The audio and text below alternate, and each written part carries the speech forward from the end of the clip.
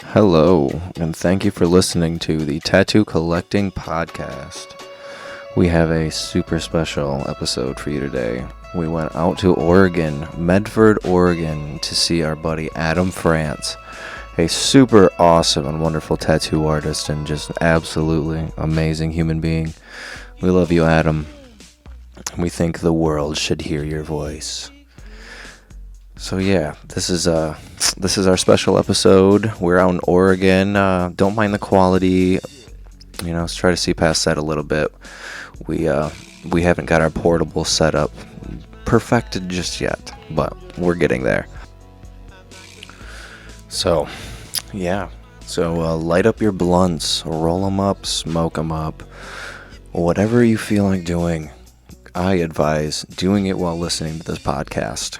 Put it on in the background. If you're a tattoo artist, put this on in the background for your clients. If you're a collector, just throw this shit on the way to work. I don't know. If you're going to get a new tattoo, put this stuff on. We're having fun, and we hope you like it. So without any further ado, here is episode 5 of the Tattoo Collecting Podcast with Fawn Baker, Adam France, and Jordan Rookus. Enjoy.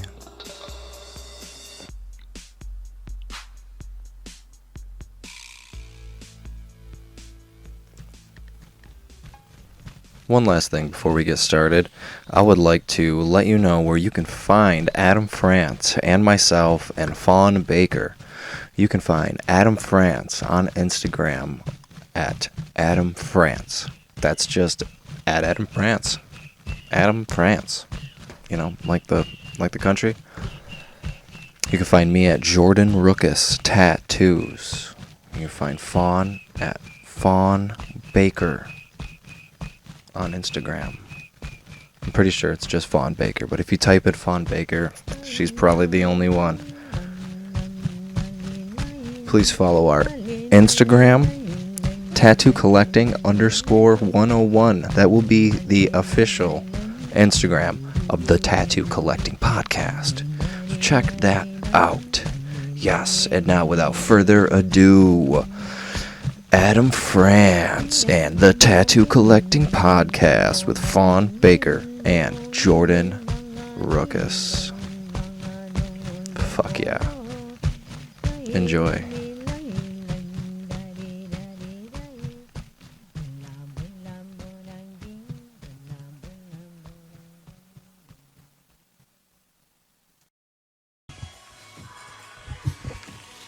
Welcome to the Tattoo Collecting Podcast. We are here with Adam France at the Sweetwater Tattoo Collective out here in Medford, Oregon. The one and only Mr. France. Hey, how's it going? He's the man. We brought the Adam France fan club to the Sweetwater Collective here in Medford, Oregon. He is about to tattoo my arm, so you guys get to sit here and listen to us babble on while I get tortured. So you can see what it's like to listen to someone complain and bitch for 2 hours. I think you'll be alright. Nah, yeah. It's nothing new. We good. It's another thing. How long has it been since Adam has worked on you? Dude. How many years has it been, do you think? Probably almost 2 years, because it wasn't last October. It was the October before that Nathan did my chest. And I think he did the last session on my arm, I think like 2 months before Nathan did my chest. So it's been about a year, a little over a year. Or 2 years. 2 years? That'd be, yeah, almost 2 years. Almost 2 years. That's a pretty good sized gap in a project, though. I mean, Yeah, it's too long. I mean, if it was my client, I'd be like, all right, well, come on. Yeah, Get on back in here. I feel like I see you often, at little things and other events. And when you first moved to Columbus, I get it, man. Mm-hmm.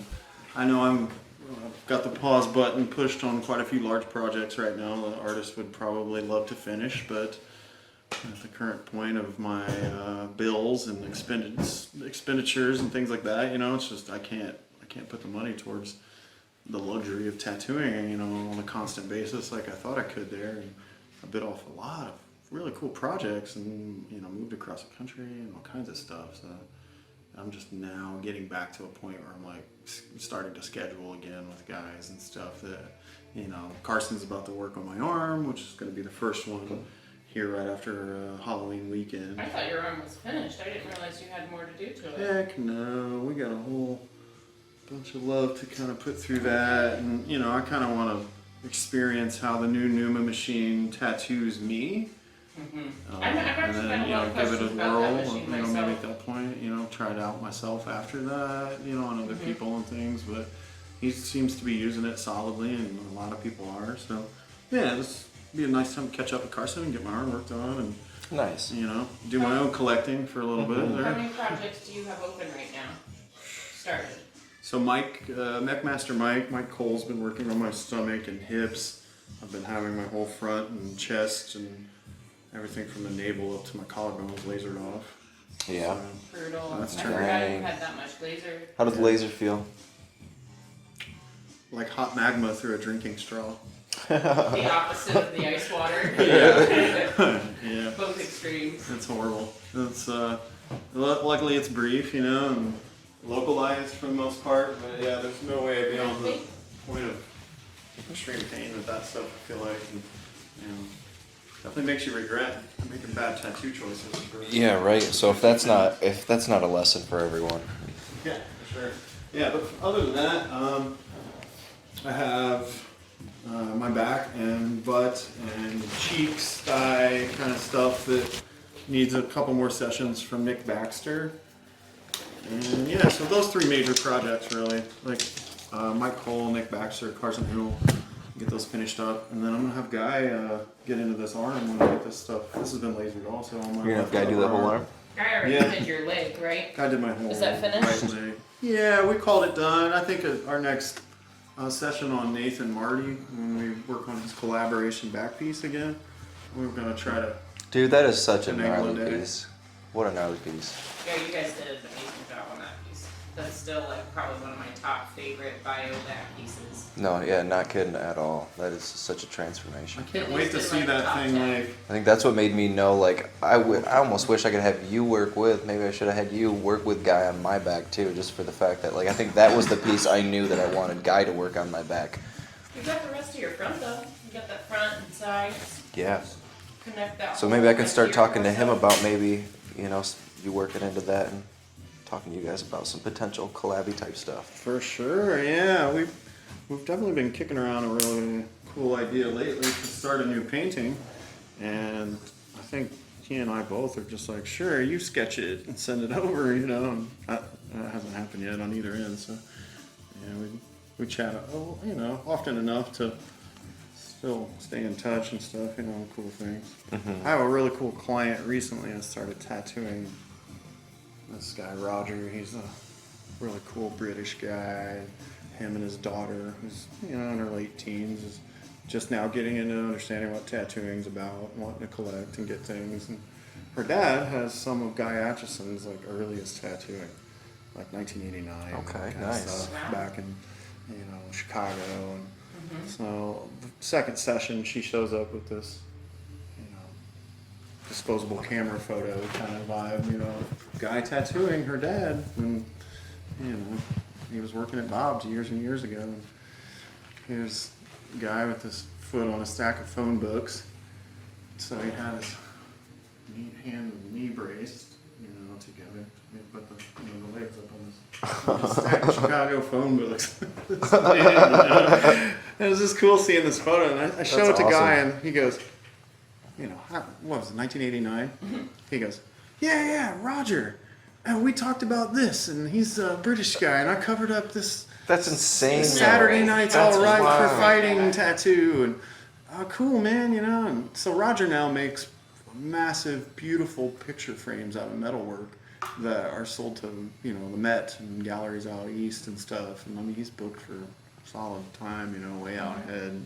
It's just really cool to see that he's kind of tied to the art world and stuff, and pretty much makes the frames for a lot of bigger shows and stuff out in New York and shit. And now he's, showing his daughter that craft. That's really cool. I don't think he was into anything like that when Guy tattooed him back in the day, because he said back then he was working as like a underwater welder or something like that. Yeah. One of the things we like to talk about a lot is like the accidental gifts that collecting tattoos have given us. And like that's a good example of like how becoming submerged in the art world through tattooing, like it may have, maybe not, but it may have shifted that guy's the whole direction of his life.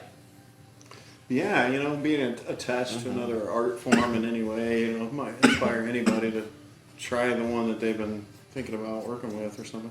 He said that he would find guys sometimes. You know, I don't want to make this all about Guy, I guess, but That's okay. Oh no, it's cool. Sometimes and it this just is like, happens. what is this third-hand story at this point or something? think you know, people We talked love. about Guy too. We love hearing it, and people love hearing about it too.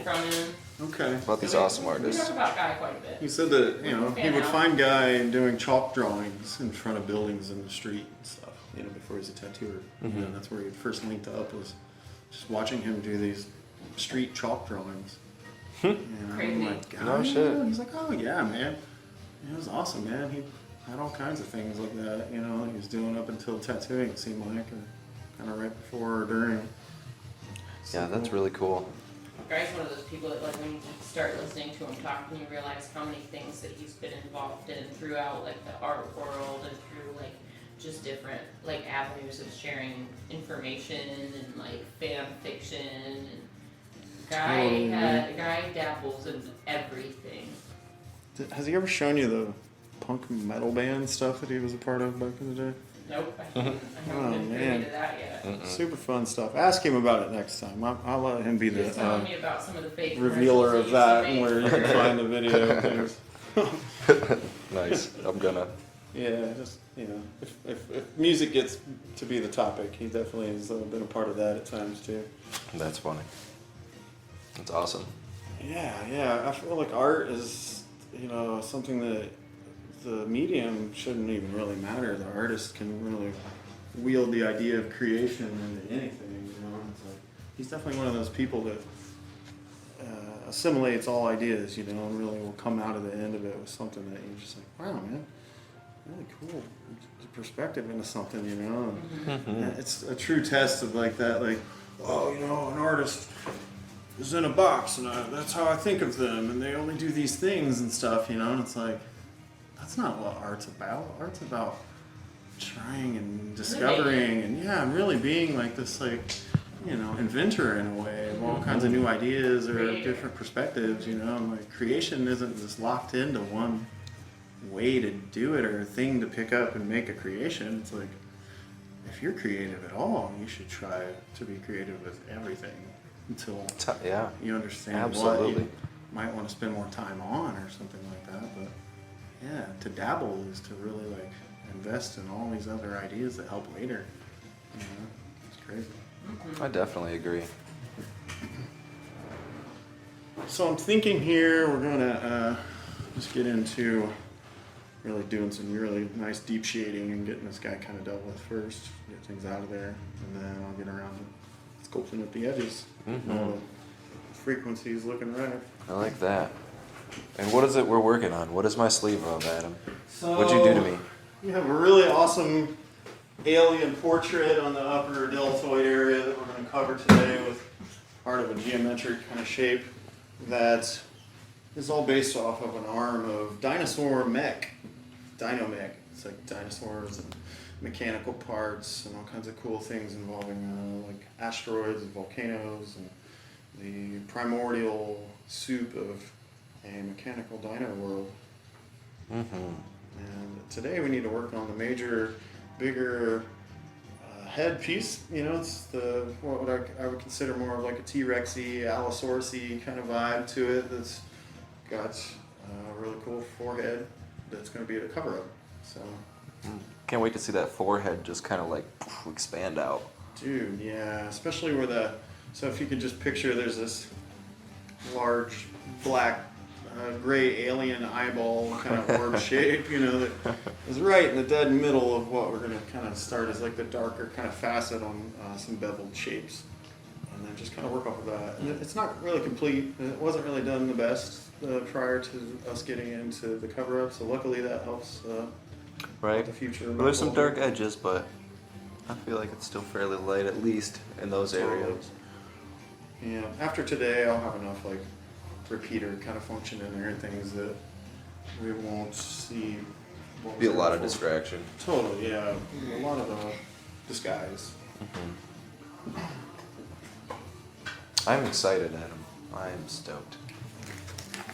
What a great way to top off our trip out here too. What a fun weekend! It's been a lot of fun. You guys took us around to some really cool places. I think that was super cool. What was your favorite one? Probably the one I busted my fucking shin on. That was really cool. The beach was awesome. The redwoods, I think. That was kind of cool. Just getting the peak. It was almost like the teaser, and it was like life saying like you're not ready for this yet. You know, we were about to go dive deep into the redwood forests and see all the huge big sequoias and all that.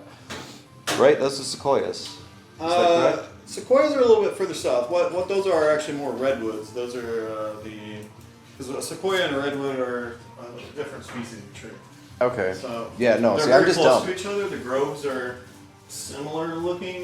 Sequoia will have a little bit more of a branchier kind of structure to it. Where like the redwoods are just these telephone pole looking pine trees that are just ridiculous. I mean, they just spiral usually. They have this like. Dude, crazy. Like 15 to 30 people could hold hands and stand around these things. Oh yeah, they have one a little bit further south there, like I want to say like a little area called Meyer that takes over 150 people, finger to finger, laying your face with your face and chest on it, touching finger to finger, and you barely touch.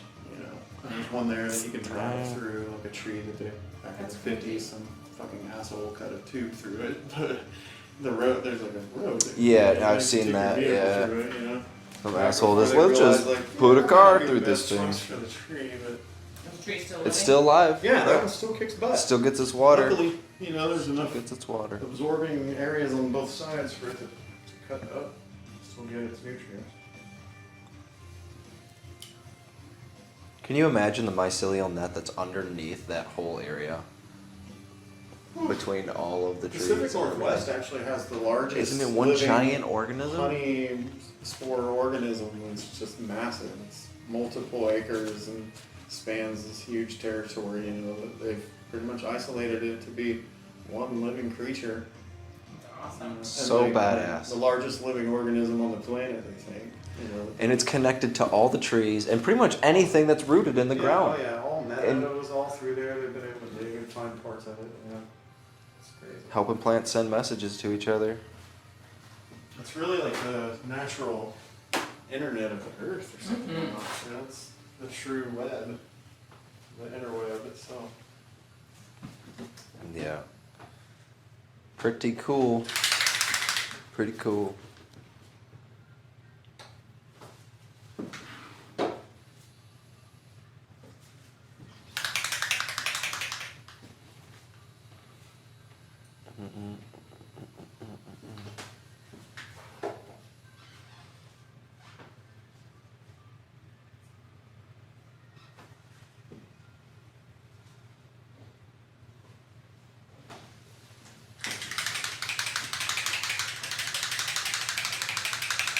Here comes the spray can.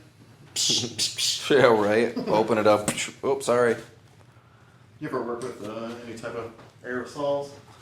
Well, yeah. What am I thinking? I've seen you do Spray paint, aerosol spray paint stuff. Yeah, you get all kinds of I've done stuff a little going on. bit. I've done a little bit, honestly, but not a whole lot, honestly. I've done a lot of airbrush, tons of airbrush.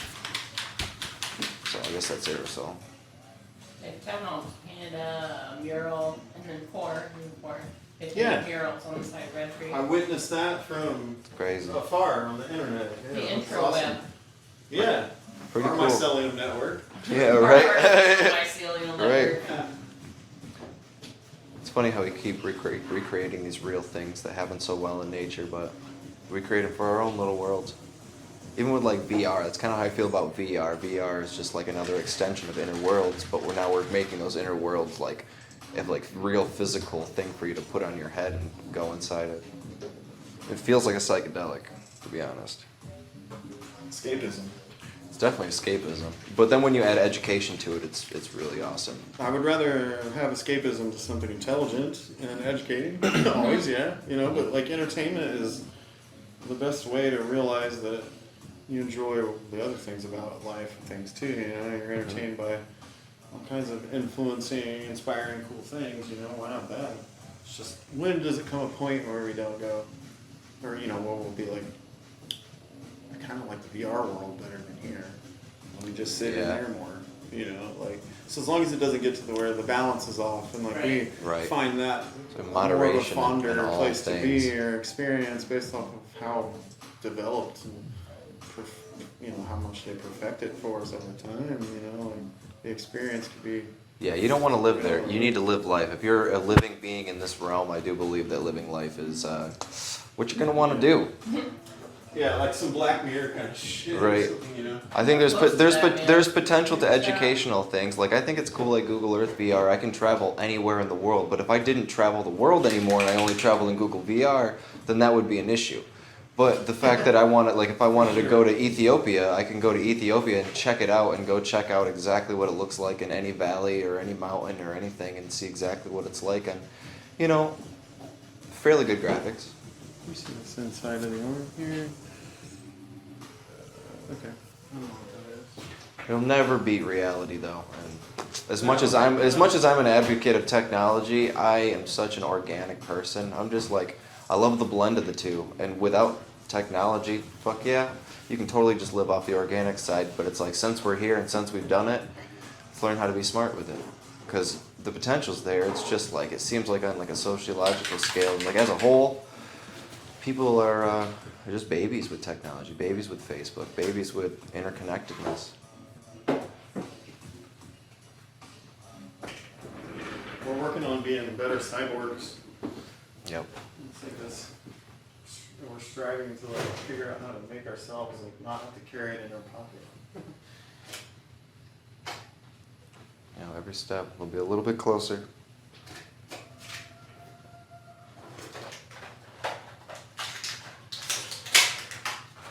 If you could be an immortal cyborg being, would you?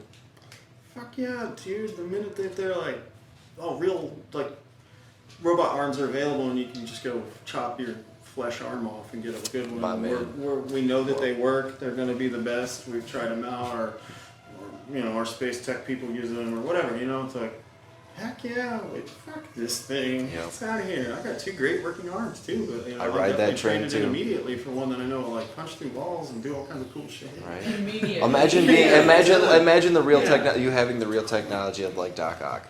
Yeah. Like how you know? badass, like Yeah. sentient arms on your back yeah, that you're you like, can oh control. shit, my arm got blown off. In Dude, battle you or could be something, working you on just drawings plug over in there in the thing. corner while you're working on me, while over here you could be like reading a book with your cyborg eyes. Yeah. We're not using our full potential, man, you know? I just feel like that's like that's like human potential right there, and I feel like that's like what comes with that whole concept of the singularity is as soon as we start crossing past that point of like artificial intelligence, things become so exponential that like fuck, you might see in a 2-week period all of a sudden the world's an entirely different place.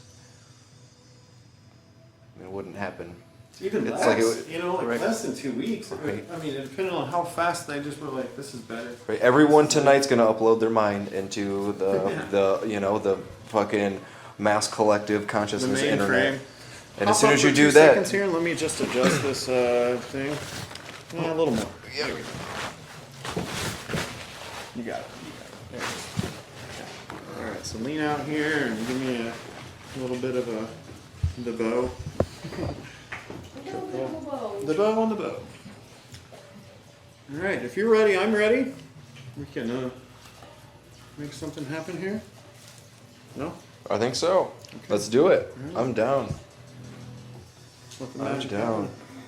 happen. Just really hoping it doesn't hurt. I hope it does.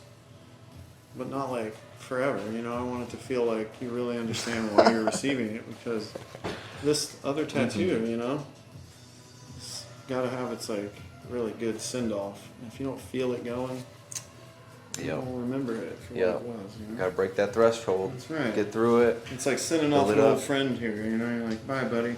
Mhm. It's good to have known you, old alien head. You're right. Old energy, old memories, old things. We're gonna jump into this with the intention of clearing it out, man. We're gonna start with clearing out this fucking alien head that's on me. For anyone listening, though, they're out there. Just watch the skies. Just do it. Do it. Don't do it for 15 minutes. Do it for like an hour. Like 2 Every time you're hours. outside, always watch the skies. Always. Oh. Always. You're never going to see them in a quick instant. It's not going to be like a couple seconds. You need to get used to the patterns of the sky, and then you'll see them.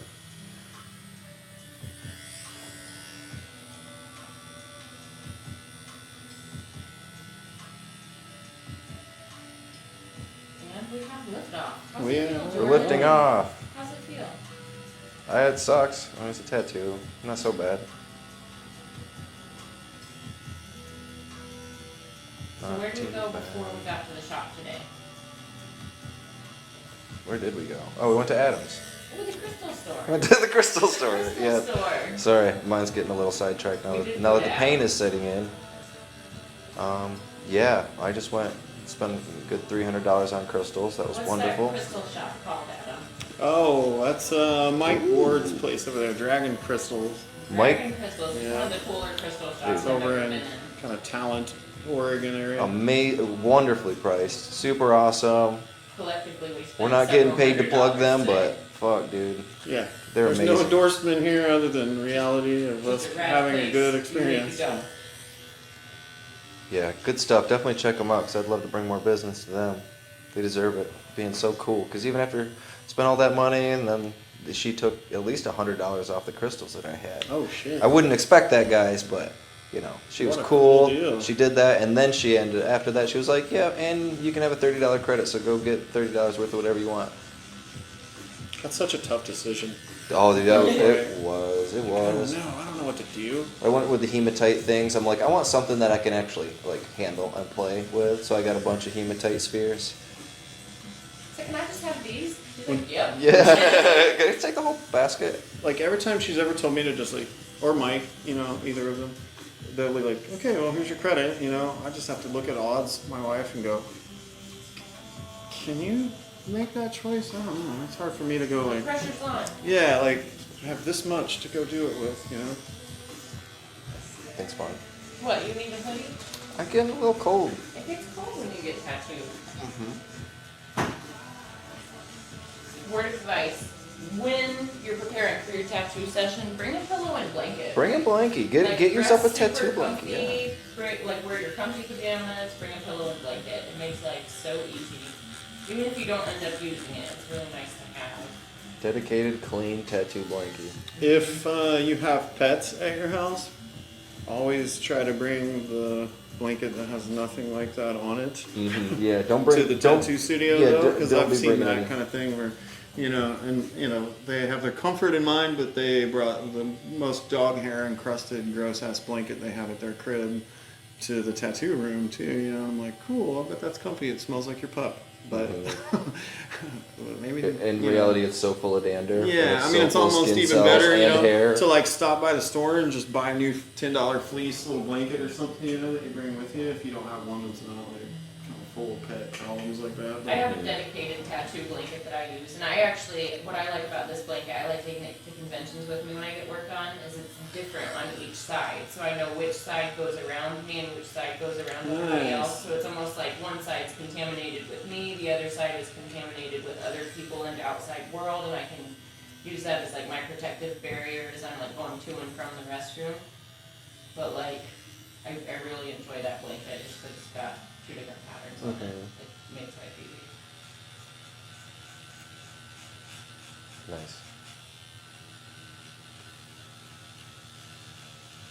You know, paint's not so bad, really. Not at Usually all. the first couple minutes gets a little I think spicy. for me, I think being cold is worse. I'm not like super cold, but I can tell how the cold makes my patience lower. That's a personal problem, but it's usually how it is. I feel like I get a little bit more jittery. I can't be as like jumpy centered I when get I'm cold. I can do things about being cold, but when I'm too hot, I like turn into like a diva. Yeah. I'm like I just toss my hands and I'm all like, my hair goes everywhere and I'm so like frustrated and I make these like noises where I'm like externally pouting or sighing about my problem, like Right. someone else's thing to fix or something, and I'm like, no, I'm just hoping the sun hears me, and turns it the fuck down a little bit, like, ouch, man. But it doesn't happen. I don't know, That's a bad way to manifest too, you're like hoping something else fixes the problem, like, Right. wrong direction. Yep. You do. Create what you think. Yeah, man. Can we have less heat? No? Okay, fuck. Still hasn't worked.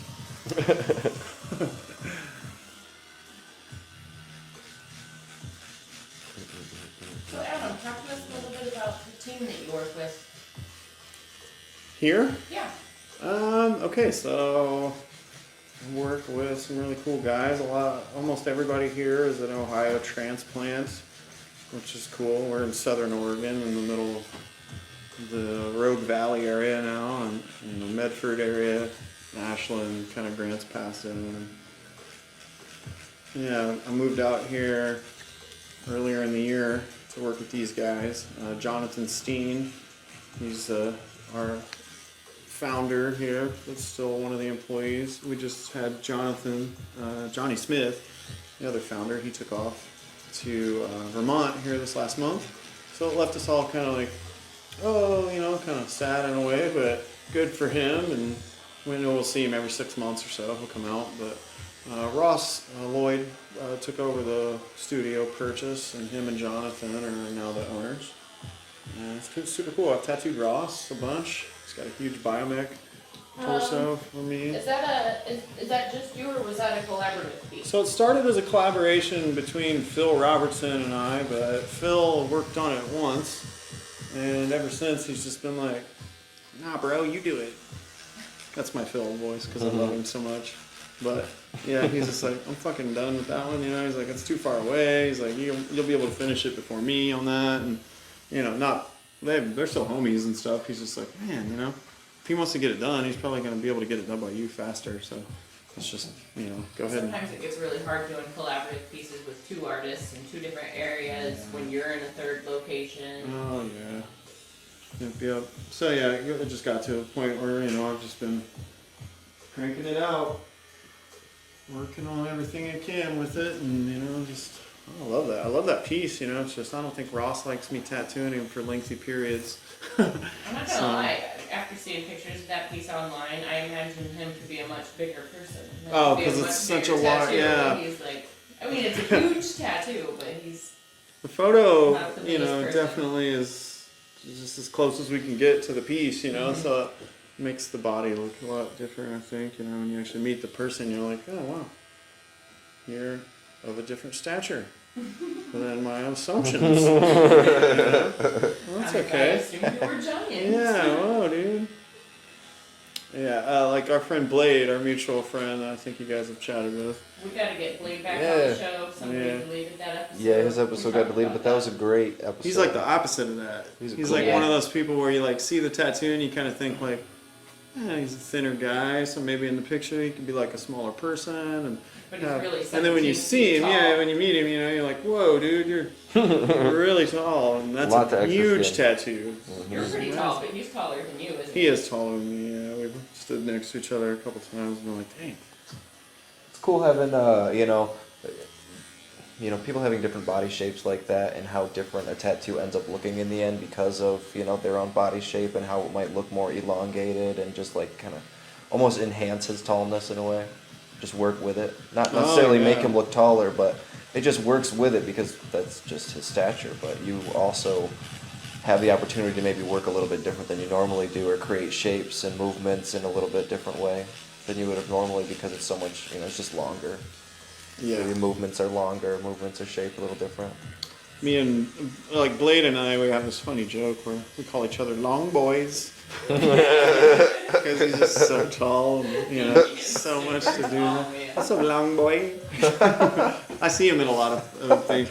Odds and I, my wife and I, have worked for a lot of different music festivals since 2017. We started getting contracted for a lot of different events, and we worked for the Bass Nectar team for, up until here just recently, when it all kind of disbanded due to some other things internally, it seemed like. But Yeah, we definitely would see Blade at a lot of those. Him and his friends and stuff would come and find us, and we'd always kind of make it a point to bump into them somehow, even if it just happened accidentally or leaving. Sometimes we'd be leaving an arena with all of our stuff from painting and working for art coordination stuff, and here's Blade and his friends, you know, bumping into us. Hey, what's up? You were there? You saw that? Yeah, heck yeah. You know, cool. We'll see you back in Ohio. He's super rad, dude. The first couple times I met him is when Marty was working on him. But you know how awkward and hard it is to like get to know somebody and talk to them like while they're being tattooed. Like everybody's always a little funny and different. Like, and then right after a session when somebody's totally zapped, it's like I gotta go to bed. Yeah. So You're like, actually, this is not the best time to kind of evaluate personality. yeah, either, it's you know? been nice to get to know him outside of the tattoo chair. So I'm really looking forward to having him back on. Dude, if he had any space left, you might be able to catch him as a cool client, but I'm pretty sure he's like pretty full. Jordan's gonna work on it. Oh, He's gonna cool. start Oh, yeah. trying his Where whole at? thing Like again. the inside of He his wants- mouth or something? Like what's left? Right, he wants me to fill in the gaps between all his flash work. Oh, that he's okay. got. Yeah, he does have that collector. So we're gonna chunk do of some stuff, like yeah. cyber mech stuff. I don't know if you've Right. seen the kind of work that I've been doing lately at all. Looks like circuit board I've seen it. mandala. Yeah, it looks great. I like those like. Do you see the kinda- painting that I've been working on lately? Is it the feminine face one with Yeah. multiple Like eyes the- and like the those back- distant kind of like perspective, big cavernous kind of looking doodad to it? Yeah, I love Kind that. of do that. Yeah, man. I don't know. I'm really bad at like Cavernous kind of do making that. my own Sounds good enough. descriptions there. You know, it's like that's pretty the gist of it, right? Yeah, right. Yeah. You tell me what it's called, and I'll just call it that. That. Call whatever you say. see.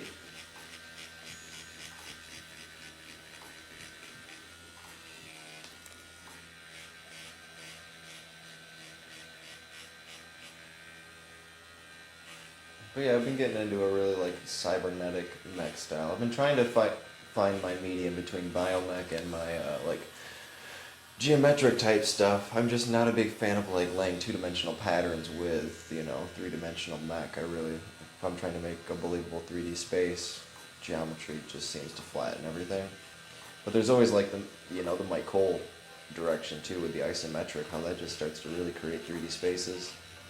Yeah, think I mean, that's you know, really once you cool. can manipulate some type of bevel out of it, you know, the geometry definitely takes a different hold to the eye. And also, I think, you know, there's some really cool innovations going on lately with combinations of kind of like shading and then patterns and things like that, you know, that end up aiding the eye and seeing it being a geometric shape that has a fold and a shape and a protrusion or something, you know, where it's coming at you and has this depth and distance that, you know, flat 2D kind of geo shape might not possess.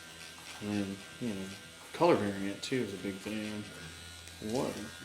How it's shaded and what you're using as a palette could all be very effective on like how it's registered in the 2 or 3D realm. Yeah. Or 4D. Yeah, no, absolutely. I definitely agree with that. There's always a creative way, you know, to really, I feel like, find a way. I feel like where there's a will, there's a way, and there's definitely a way to break down the elements of design to make that happen. I think Russ Abbott and Brian Jekyll are probably the best two examples of combining good, like, flat geometric shapes with bio. But I think the thing that they both have in common is they're taking those flat geometric patterns and they're like extruding them in extreme ways. So you've got the flat pattern, but it looks like it's rising up and out of. Or it looks like it has its own energy form. So like this flat shape is actually casting the glow, which then gives the shape or the space illusion. I think those two are probably like the head of the pack in taking flat geometric, like sacred geometry or just geometric forms and like making the space out of them. But they're both such innovative thinkers. Have you ever seen the work of Cassidy Bell? I love Yes, Cassidy, yeah. I've talked to him a few times. He's I was out gonna this go- way. I was gonna do a guest spot with him before the thing happened. I hit him up and see. I was gonna see if he He's wanted kinda to got hang that, out, like- hang out and hike and do a guest spot, and he was super down. He was like, Nice. "Dude, I love your work, dude. It seems really similar to mine, and I'd love to, you know, have you come out and do that as soon as you're ready." So we made a time to do it in July, but then everything The world fell happened. apart. Yeah, we didn't end up doing it. Yeah, man. So Cassidy, if you ever listen to this, somebody come out there. He'd probably be out there before you'd ever hear this. Yeah, I've So actually I'll probably like, do that this year. stayed pretty in tune with his stuff throughout this whole like issue up there and stuff because he's out there in it, man. That dude will put on his gas mask and fucking jump out in the fucking throng. He's there helping people. He's bringing first aid, and Yeah, I've seen seen him him do like that shit. document, Frontlining, repost man. stuff that I might Frontlining. haven't been even aware of at a certain point, you know, because I'm not in the region, and he's exposing a lot of things to the internet and.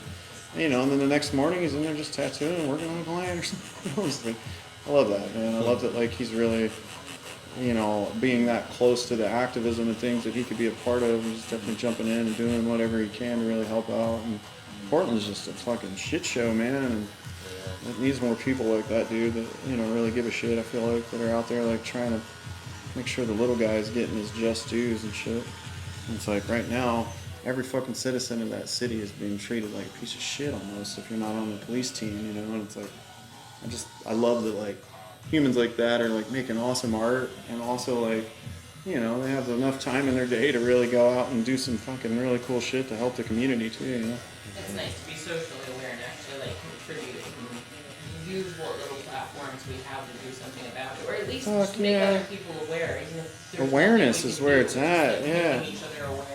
You just, you know, you're giving other people a way to, like, kind of bring, you know, you're bringing the attention of something to other people that, you know, might not have even tuned into that channel, but, you know, they're looking at you for art today or something or whatever else they think you're supposed to be making or creating or whatever box they've thrown your fucking ass in it. And they're like, oh shit, what the fuck else is going on? This dude's feed's about a bunch of other shit today, you know? And it's like, I choose to stay and check it out, you know? I'm sure other people might be like, oh man, you didn't make a painting today, I gotta unfollow you, or whatever the fucking trolls are about sometimes, you know? But in the long run, it's like, oh, cool. Thanks for taking yourself to the curb there, Mr. Garbage Attitude. Right, you know what I mean? right. Like, so, you know, his art is just one of those, definitely, that's that geometry that makes me feel like he's figured out how to adapt it to the human anatomy. And, you know, the way it just functions and fits the muscles, and each client, you know, has this very understood kind of an anatomical difference to the approach, and I'm really fascinated with a lot of his creations lately. So back to the geometry art, I guess, fitting the body or making it a 2D or 3D event. It's definitely one to watch. Nice, yeah. Oh yeah. Oh, we're in one of my favorite locations. I didn't realize how all up in that armpit you were. Just trying to connect Nathan Marty's really cool chest piece here that's obviously a very dark black and gray wickedly evil tattoo, because that's how Nathan likes to tattoo. And I can think in that spectrum, but my mind tends to take it to the And I love color fields immediately, you know, so I'm I just love going the to blend of the two. Yeah, where the I two like mesh. having both. Yeah. And I feel like it's kind of cool, you know, seeing you find your way through it. You know what I mean? Yeah. Just like seeing how whatever happens looks awesome, but it's, you know, you're so used to more of the bright side of everything and more of the love magic. Wah. He's Nathan got some Subway, love magic. He just loves, I think, of Dark darker magic. magic. Yeah, Right. is that where? I do see yours as encompassing dark and light magic, though. I feel like a little bit of both. It kind of fills both spectrums in a healthy way. You need the balance, you know. Right. Yeah, I think for myself, I went through a phase early on with really actually like getting into understanding and caring about magic.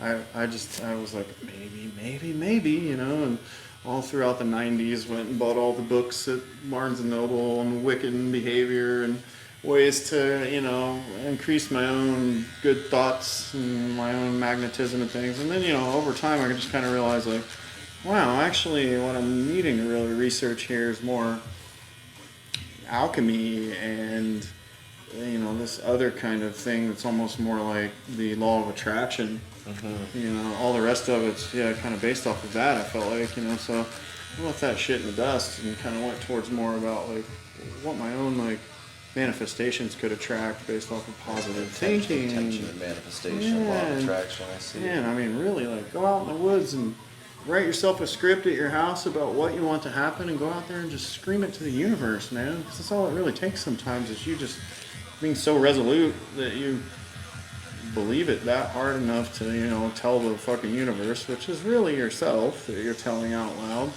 that, you have to convince yourself.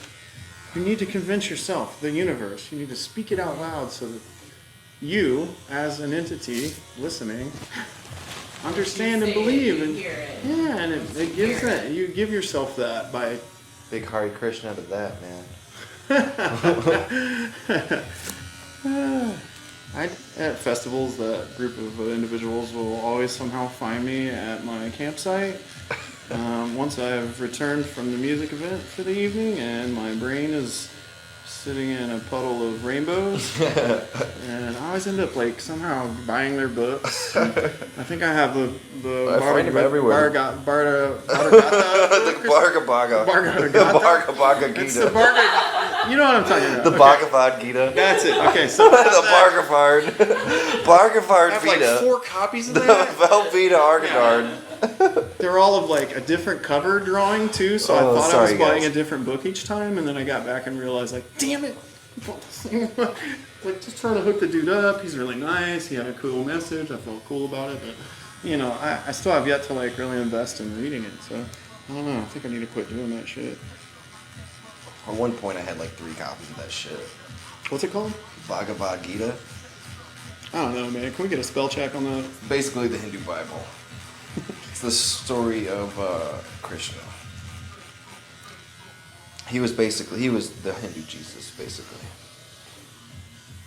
I'm sure you're hip to plenty of that. Oh, yeah, definitely aware of who and all that might have been. I just honestly never have given the book much more than maybe the cover. I read half of it one time, and I didn't get through all of it. I felt just like reading the Bible. It wasn't, it's honestly, not because I don't weird, want the information. That shit's weird and mystical, and that's what I like about it. It seems so deep and cool, yeah. It's a lot more colorful than the Bible.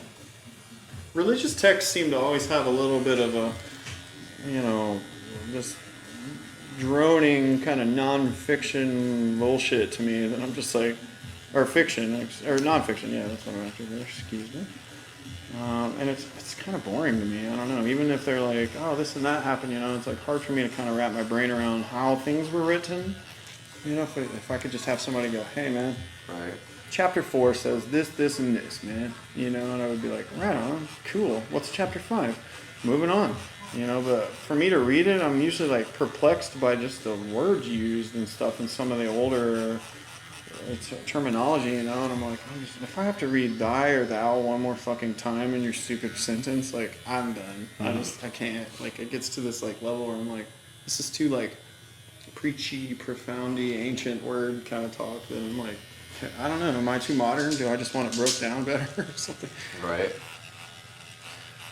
And it's really hard when it's Eastern text because, our collective thoughts and our culture and the way we grew up, we didn't grow up with stories, or, we didn't grow up with, forests full of elephants and shit. You hear about the story of Ganesha, I imagine it's much more easy to connect with the stories like that because of how much you connect with elephants of the area, how much you connect with the animals there. You've even seen one in reality, It puts those stories in a different perspective, and so we don't, as Westerners here, I feel we don't have as much history with that, and our history kind of, I don't know, it's definitely from different continents. It's way shorter too, and it's based off of a lot more I guess current events, really, the last 200 or 300 to 400 years. Right. At least in the United States. Not a lot of magic happening either. White people think that their history was it's only been a few hundred. But, this world's ancient, man. It's definitely got a... It's just a breath in time of what's really been happening. For sure. And, I know for pretty certain that a lot of the Indian religious texts go back close to 10,000 years. They have a record that, according to them is beyond way before what we consider BC. Mm-hmm. So I don't know, I try not to buy those books, but I end up buying every time, because I'm just in this kind-hearted mood, and like I said, I'm coming back a little, sure, oh yeah, what's up, books, cool, yeah. Right. I don't know, I got a 5. Here you go. I was feeling good. Yeah. I don't wanna break We painted a lot of those events and stuff, major music festivals and stuff. She and I will be right on the stage, right next to the musician that's just thundering us to where, we've got 2 sets of earplugs in both of us, and still like just waking up with like, tinnitus in the morning and stuff. But it's cool to be that close to the event and have that many people kind of like being able to make an option if they want to watch this one solitary person bounce around up there pushing buttons, obviously creating and making in a sound environment, or do they want to watch a visual art kind of thing next to it too, or take, they kind of pick your choose whatever they want to kind of like focus your attention on. But it's been fun to be a part of that stuff, and like, I don't know, just the Hare Krishna guys are all over those things at night, and like kind of, they know that everybody's at a little bit more open of the topic scenario. Right. That's why they go. I mean, that's why they go to events like that, though. That's definitely where a lot of people are already connecting with a lot of that energy, and so they know. There's a level of it. I feel like people are easily manipulated and drawn, but there's another part of it to where you start looking into the Hindu religion a bit, and there's a lot of it that I feel like really is true, and there's a lot of good takeaways. Like just like the energy centers of the body, regardless of whether you believe in any sort of etheric energy or not, which definitely 100% is a thing. Experience is there. Whatever. I don't even go into that. It breaks down all the levels of the way you need to go about life to have a healthy life without being denominational in any way. Just nice structure system to how to navigate your reality. And those are the chakras. Y'all never heard of them. The what? Oh, them wheels. The wheels. That's all chakra means. It's wheel. But they're the energy wheels of your body. But they really just, I don't know. There's something. I'm in a lot of pain. It's distracting. I'm getting too woo to hold on to my solid thoughts right now. Let them drift, man. Ooh. Oh, it's not really that bad yet, baby. Is that your self-talk coming out there? Mm-hmm. It's my inner struggle. Yeah.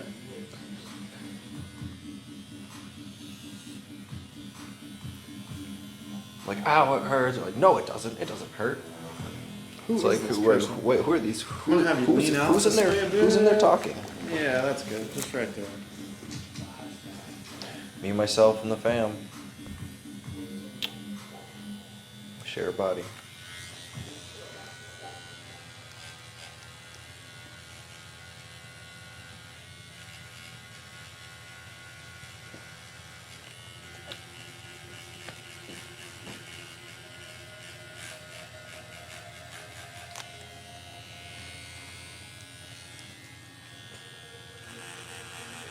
Fucking loving those darts, man. Yes.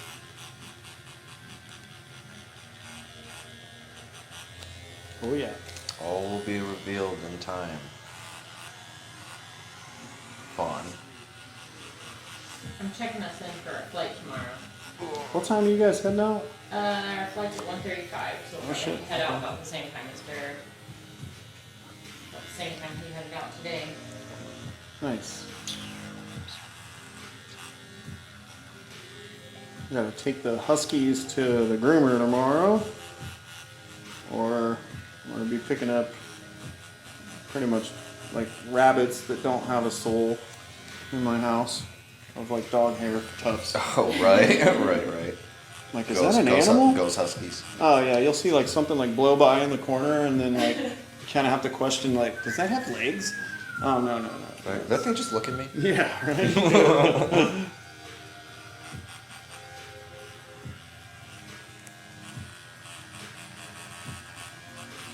But I should be able to take you guys over to the airport, no problem. Oh, my man, thank That you. should help out. Thank you. That helps us I definitely. don't think the Uber situation. You guys have seems to been be more very than good around hospitable here. on this trip. Made us breakfast this morning. The dankest burritos made from the freshest of freshest vegetables. Right out From the garden of Adam and Odds. Yeah, You guys are the best.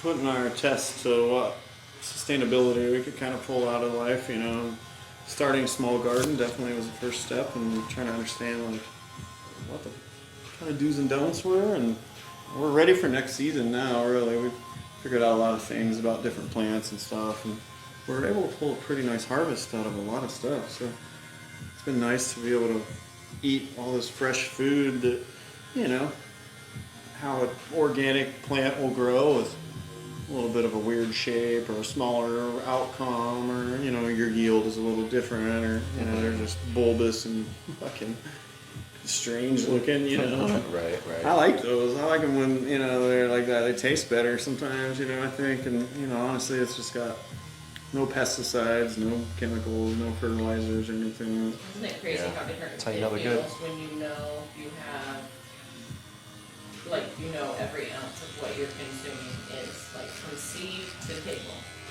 Like, all the love that has been put into it by the two of you. Now, Yeah. you literally get to reap the benefits of your work. I don't know. I just It's have exciting. my first garden this summer, so I'm feeling like the heady, like, oh, you know, maybe, and they're delicious. This is way better than anything I've devoured from the store. I love and care for you so much, but I'm going to eat you. Well, that's life, folks. We just found out that plants have consciousness and they're all aware of everything that happens to them, and we still eat them. Not really. I mean, maybe, kinda. I believe it's true. I think they live on a different scale of time completely.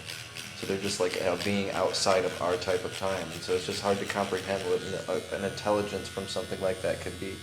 We just think plant, but that's just like a word we put to things, you know? Really, it's like it's a whole, such a wild universe of different organisms that live in that realm, and that's truly what they live in, is a whole nother realm.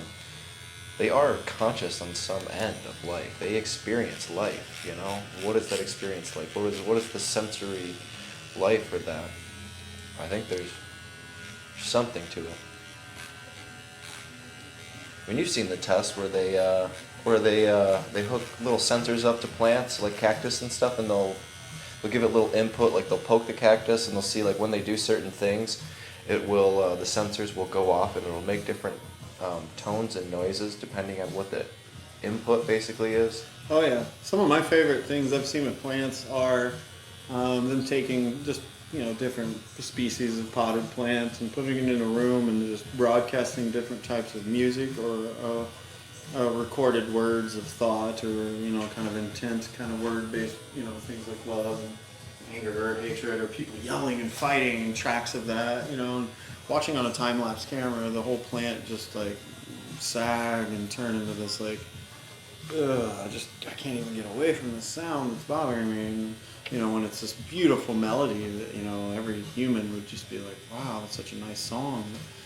Even the plant responds that way. It stretches and writhes towards it and does everything it can to try to just be as tall and accepting and fanning and just, you know, like it's absorbing the frequency of this other feeling, you know, differently, you know, and it's like watching E.T. like touch the plant and see it come back to life or something, you know. You're just Right. like, how the fuck? So interesting. It's crazy that like those type of feelings and emotions and intent affect so much around us, you know, and like we're not even realizing it. Like, We've only you know, scratched the surface, man. you're having a bad day and you just made all your houseplants like pissed off too, or something, you know. Right. You're like, oh man, why is it still a bad day? It's like, well, you know, there's 20 other entities in the room that are also now like experiencing your feelings. Right. Like, I don't know, it's so strange. As soon as you find out your effect on the world and how powerful you really are because of your effect on the world and what your potential effect is on the world, even in all these different levels and realms, that's when life becomes such a crazy thing, and you can't help but be empathetic for even the plant realm.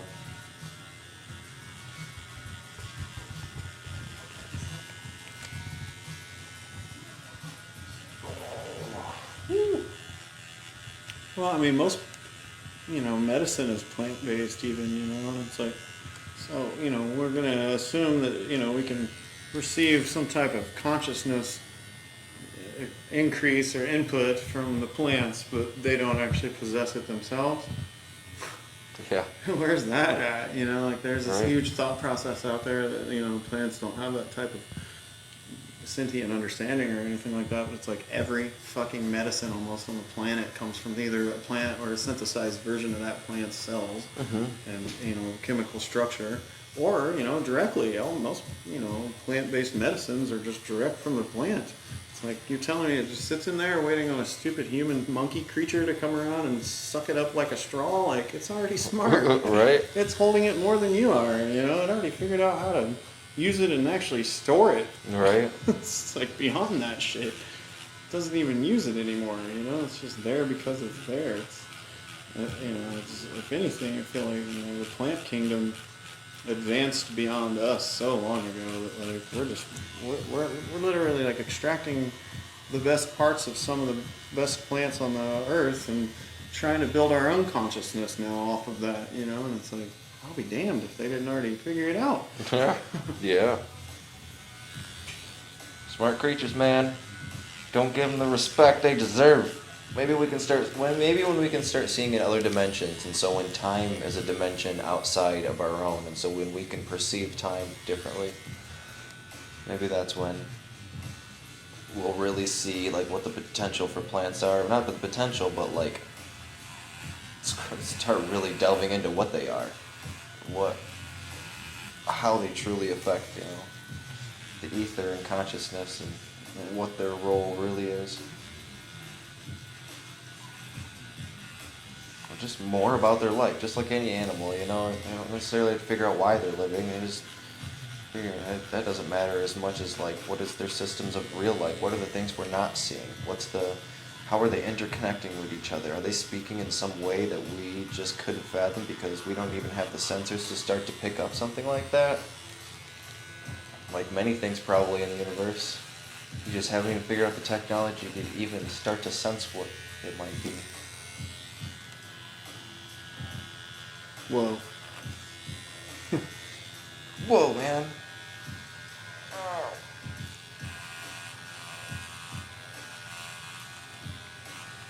I don't know. I get this weird, strange feeling that life, you know, like human life I don't think there's necessarily a predestined reason why life came about and why we're here, but I think there is a theory that I have. I don't necessarily believe this. I just like to entertain it, entertain it is just that, you know, like humanity, I mean, we might be here to create like a very highly technological civilization, become some galactic-bearing civilization that basically evolved into artificial intelligence and went beyond all capabilities that, you know, human life could have ever done.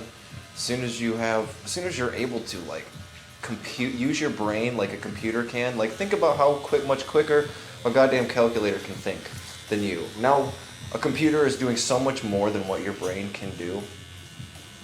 And so if you, I don't know, imagine if you could apply your willpower and your mind to, you know, the type of mind that a computer could be hooked up to. So you can compute like that. You can do those types of computations that a computer can do just as fast as a computer can do, but with your own willful intelligence. Would I be able to like take it off? Take a break occasionally, or like is that all the time? At that point, you'd be almost infinitely intelligent. You'd be able to do whatever you want. You could take it off if you want, but at that point, it's like, holy shit, I'm infinitely intelligent. Would I ever want to do that? But maybe you can be exactly like you are now. You don't even have to change. But maybe there is this huge point in evolution, though, where that starts happening, and then people do start just inhabiting.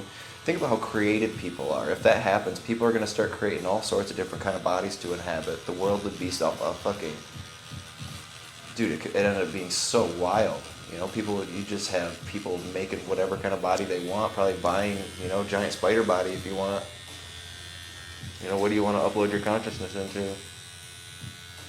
This for today. But think about that. If you could compute like that with your intelligence, you could think about just MacGyver, being your average MacGyver. You'd be able to, like, you could probably be a straight up alchemist and just manipulate matter, because in a matter of seconds you could probably figure out how to manipulate anything in the room to do what you wanted to do by like, oh, this is how I can break this down with all these perfect little flow points of, you know, breaking something down. Like I knew exactly how to break this piece of wood into little teeny parts because I knew the perfect breaking point on every single one, so I could break it down to its atoms in front of me. and then you rearrange that because you're just able to figure out all of molecular biology and molecular, nanotechnology in a matter of seconds. And then everyone can do that. Everywhere. I walk away for 2 minutes and I come back and you're talking about Neuralink. Something like that. So this is my introduction into our Neuralink podcast with Adam France and Fawn Baker. We all hail Elon Musk and Elon for president I'm just kidding. 2020. Can we write him in? Elon for being the man, at least. Yeah. Maybe. I voted for Kanye already. Yeah. Did you? Sorry. Yeah, I voted for an ant I found outside of Guy Atchinson's house last time I was there. That ant's got my vote. Because that motherfucker dragged a June bug, dude, for like 40 feet. I still voted for Bernie, actually. So I think you guys should too. You get the chance. It's not a bad idea, man. Yeah, I mean, they have to count it. Yeah. Yeah. No, I don't know. Fuck them all, Voting's so man. strange right now. I feel like I don't know what to do. Fuck everyone but Bernie, to be honest. I think Yeah. I just like the thing I loved most about Bernie I paid close attention to what his politics were and what his stances on things were and what he wanted to do, his platform. The biggest thing I liked for him was this kind of sympathy and empathy he had for the world and for people, and how much he showed it. He truly showed it. How much he truly cared. He's been fighting for that for so long. But also, I'm getting out of this politics talk that I almost just... We're supposed to not talk about Hey, politics. remember politics? I don't want to. Fuck that Because shit. I don't give a fuck about Yeah, politics, who gives to a be shit? Are you a honest. politician? Who are you serving? It's not gonna fix What are it. you, Republican? What you goddamn fucking what are you, Republican? You Democrat? You got a hat on, huh? What? Weren't you liberal? Yeah, I saw you over there reading. You liberal piece fuck Wait. goddamn pull crap. God, fuck you, dude. That's what they all are. Division. Democrat. Division and fucking conquer. That's what we're doing with fucking two parties and bullshit like that. It's like, you don't have to align with either one of those. Honestly, I never hardly have enough fucking understanding of what's going on to really pick a side on anything there. And it's like, when it really comes down to it, I don't want to be some part of something that's already been put in place for other people to think that they got their fucking comforts in line or something. It's like, no, I'm not part of either party. I'm not either of those. I try to think for myself and figure out what's going on and understand things from all angles. And like, I don't want to be either one of those teams, man. Like, you guys are fucking bickering children that have too much world fucking understanding and not enough care for the actual problems. And it's like, I don't know. It's not my thing to really fucking pay attention to. I like to make art, and at the end of the day, that's really what I'm good at. I feel like, and like I'm just trying to be a good husband and a good dad, and just all these things that come down to like what I'm actually capable of as a person. It's like, I'm gonna vote. I have a choice there, but in the long run, like, I don't know. I think I'm better suited just to really keep my nose to the grindstone here and create all this awesome, beautiful shit for other people to actually be inspired by and see that it's not all doom and gloom, You don't think you should start living your life by politics and start just promoting that 100% and just completely identifying with that as your personal being and your personality? You don't think that is what we should be doing? Oh man, like, why fucking jump on the bandwagon when I can have my own identity? Boom. Why spend the time politicking when you can spend the time doing anything else? Right. I don't have, to be completely honest, I don't have the room for politics if I wanted to. I just don't. I don't have the mental capacity to follow another human being like that. Yeah. I don't know.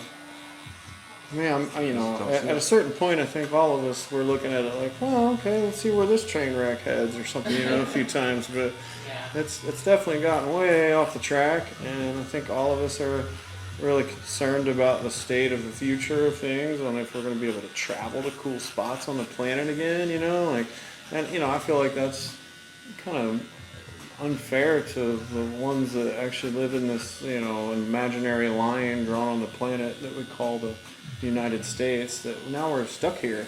We can't even try to go anywhere else because we're all seen to be the same group of idiots that sit at the top of the pile or whatever, and it's like, man, I'm sorry. But like, what do you do? I actually traveled a lot when Bush was the president. One time I was tattooing in Evian, France, and had a couple come up and I don't speak French too well, and we make eye contact, and I see, him just kind of watch her flip through my portfolio, and they started at the back. And by the time they make it to the front, there's a picture of me, just so you know whose book it is, and it has my little stats right there, just so you know where I came from, and it says Ohio. And she had a shit fit and threw the book and had this huge tiff with through my book. I tossed it like a fucking underhand frisbee across the whole thing, into someone else's booth. And so my client, bilingual enough to try to be like, hey, he's like, she said this. She's like, fuck America, fuck Bush, fuck you, and threw my book.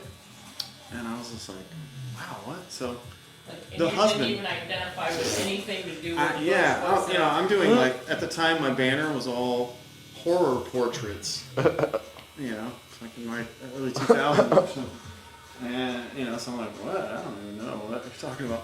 And so the husband brings the book back, and he speaks enough English to have a conversation with me, and, luckily I could understand what was going on, because I don't really speak a lot of French. Like, I'm that guy that has traveled a lot of places on the planet, and luckily I can find somebody that has the ability to speak a few different languages and wants to help me, but there I was just like, I don't know what's going on. So the husband comes and tells me, hey, sorry about her. She's just really pissed off about the state of things, and, your president is the world president to a lot of us, and he's a fucking idiot, and I'm really sorry for what my wife said to you. I know you're probably not into that kind of shit, but she just doesn't know any better, and you're the first American she's met since that guy became president. So, sorry, You got all of her. Yeah, just like her rage just got thrown at me. Yeah, and I'm like, I'm so sorry, that like our elected official has made you treat another human that has no connection to that other than just his nationality, and it's like, I didn't pick to be born in Ohio or whatever, like. Yeah, we can give a fuck about. Yeah, I'm not a nationalist. Politics. I don't have any like patriotism other than the fact that like I appreciate, being able to exist and live in a situation that's a little bit easier of a Wouldn't you think that's the last world thing or something? I don't know. Wouldn't you think it's the last thing you want to see when you look at somebody as somebody else? You know what I mean? When you look at someone and think like, oh, I see you, I see Bush. I see you, I see Trump. I see you, I see Biden. You know what I mean? I feel like you want to see that person. You want to see their personality for their personality, not their personality for what they think is right in the world or who they think is this and that. When really, it doesn't mean anything for your life. It's just something that your ego identifies with because you think it's something you should worry about. And it's a problem that you can do something about. You're like brainwashed, for the majority, or like brainwashed into thinking that they need to have this like fervor about things like that or something, almost in a way too, where it's like you're not being an assistant to the issue if you even think that this is a problem. Like that's not the way to go about adjusting it. It's like that's not intelligent maintenance or actually care after the fact or something. It's like, I don't know. We're all of the same cut, and I feel like all of us have the same kind of like guts and blood and things in us, and it's like, just where I was born shouldn't make any difference. So, I don't know. Politics are so weird where I just didn't realize that the other part of the globe at times like really pays attention to like what the heck we're doing over here and why, because they're just like, oh shit, here comes fucking 8 years of a bunch of bullshit. Okay, enough political talk. We're gonna take a stretch, smoke some weed, do some more tatty time, and we're gonna check back in a little bit. Whoa, thank you for making it this far. You have heard us talk about quite a few cool things so far. I think it's time to, I'd like to hear from a word from our sponsors here. This episode is brought to you by tattoos.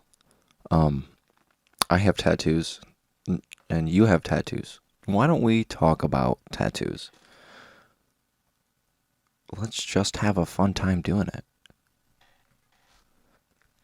So, next time you're getting your tattoo, think, I have a tattoo. I got a tattoo. And so did they. You know, we all have a tattoo. Do we have a tattoo? Or is it I? Is it us? We all have one big tattoo. And with that being said, we are back to the TCP podcast with Adam France. Thank you. And we're back with the Tattoo Collecting Podcast. I'm getting tattooed by Adam France. Yo. Here we are. I guess, yeah. So we've been talking about a bunch of cool stuff, and we didn't get any of it on recorded, so we're gonna start recording again. So I cut you off a few minutes ago. You started talking about how long you had waited to get tattooed by Adam. Yes. Yeah. So back to that.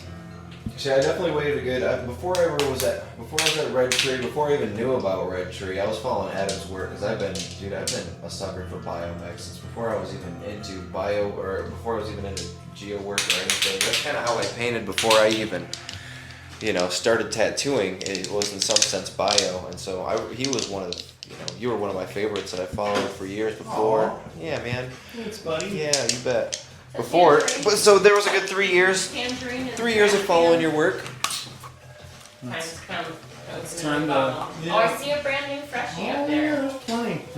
Plenty to go around. Thankfully for two beautiful ink companies, they help me stay stocked up. The I'm Tangelo. not making this a sponsorship talk. So. But yeah, I followed you for a while, and then I don't know. I didn't want to pull the trigger for a long time, so I just wanted to let my ideas develop. Time didn't seem right yet. I didn't necessarily know who exactly was gonna, tattoo me, or who any of that was gonna be at the time, but I knew eventually you were gonna do something on me, and I was just gonna wait for the time to be right. But that definitely, quite a few years went by just following your work and seeing, your bio develop and just go different directions, do different things, and I don't know. I liked it.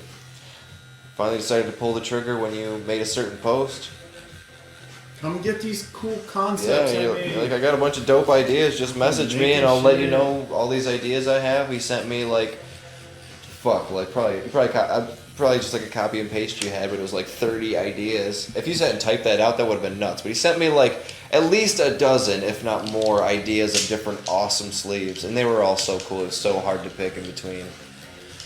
Yeah, I just, those are things that I just think about and I want to do, or, a lot of them are things that I've made some type of sketch or an idea for, but then, I feel like a verbal description would lead somebody in a different direction sometimes and be a little bit more open than actually like a visual aid, because then you're locked into this,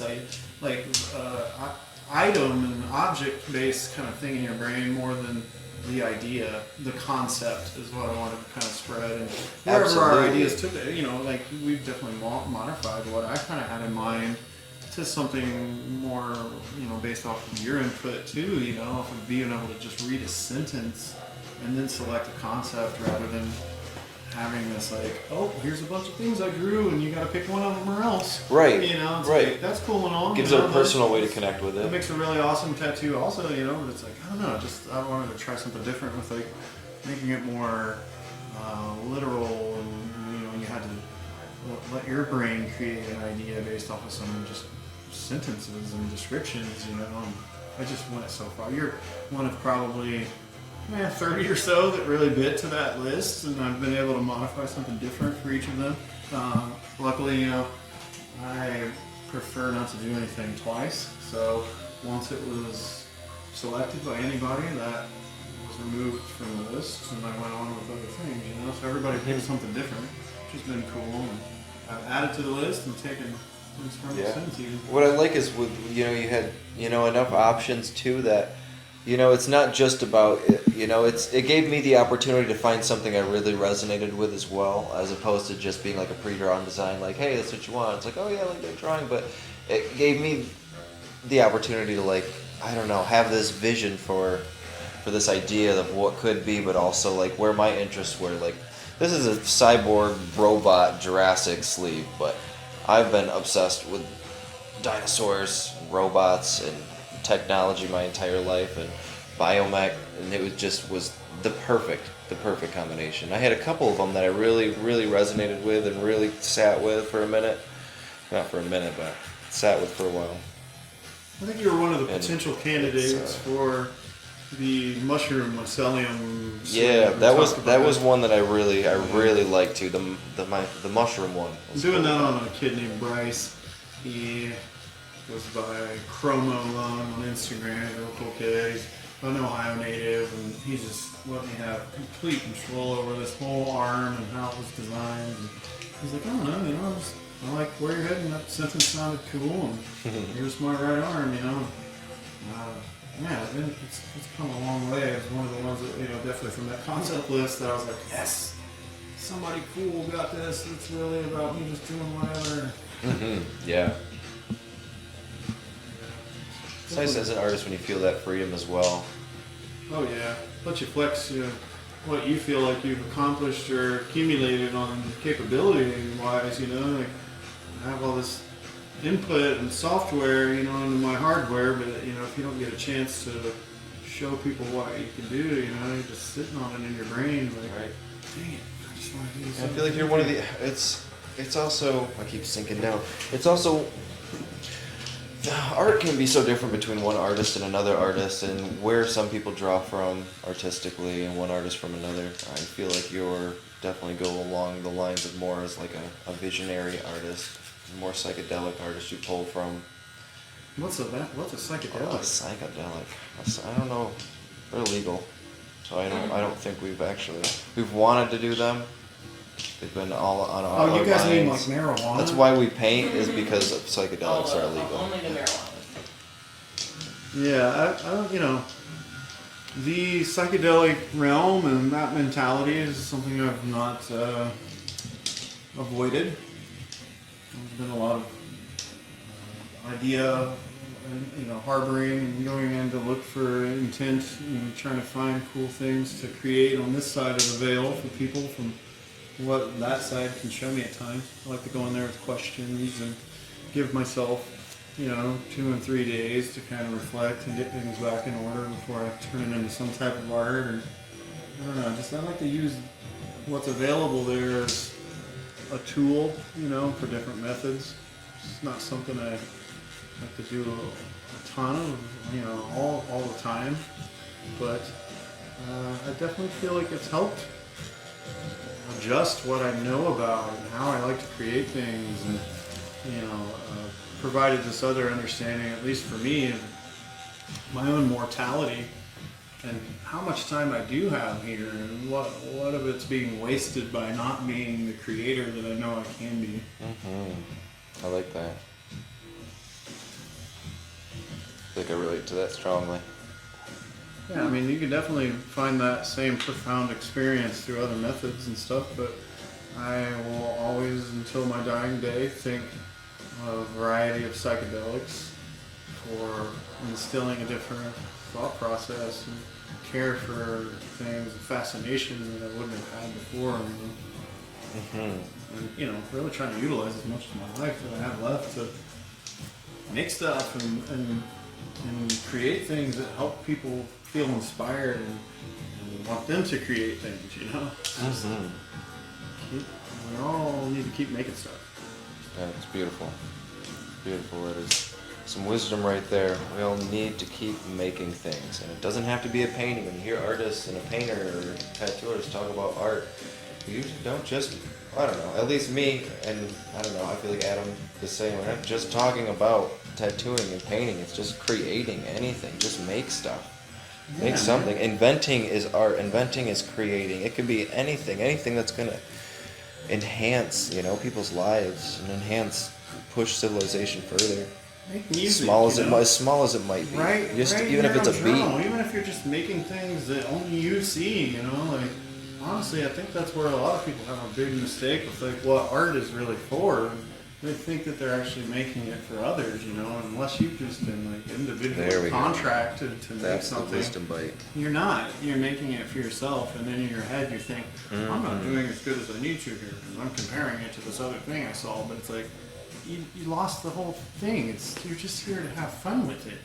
Mm-hmm. You're not having fun with it if you've got 50 books of how to paint laid out in front of you and you're frustrated over even laying the first brushstroke down. Like that's your own like thoughts have already defeated the process. You know, it's like fun is where it's at. You can have fun with it. You know, who cares what anybody likes it? If they like it, cool. It's cool. God. What a good side effect to making something fun. That's an awesome way to look at it. What a good Absolutely. side effect. That's great. Right. And it's just like that's why I do art. It's the process. It's the process. It's what I'm doing. I mean, it sounds selfish, but it's in some essence, art's a selfish thing. But it's giving to the universe. I feel like it's the process is the magical part for me.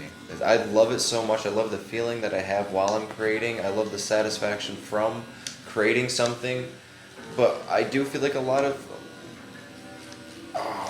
it's hard to. We're right here on the shoulder point, everybody. This is where the deltoid muscle touches the trapezius muscle, and It's Jordan's a sensitive not spot. liking right now. he is not. It's not the worst. It's not the worst, but it's hard to. It's hard to go woo woo while I'm. Yeah, I feel like tattooing for me, you know, is like a contracted process. You know, someone has selected you to do this thing that, you know, as good or capable as you might feel comfortable and confident with the process, you're still doing it for another person. You know, you might be thinking, oh, I'm going to get a really amazing portfolio piece out of this, and I'll build a great connection. But you wouldn't even be doing it if they didn't say, hey, do this to me. You know, like when I paint, nowhere in the process do I think, man, I gotta get this right, or such and such isn't gonna like it. Like, what? Yeah, You know, like, no. unless they've already bought it, or Yeah. I'm stuck doing it on commission or something, you know, or I've already agreed to that. Like, it's just for fun until I figure it out, you know. Like, Exactly. I mean, don't make things with.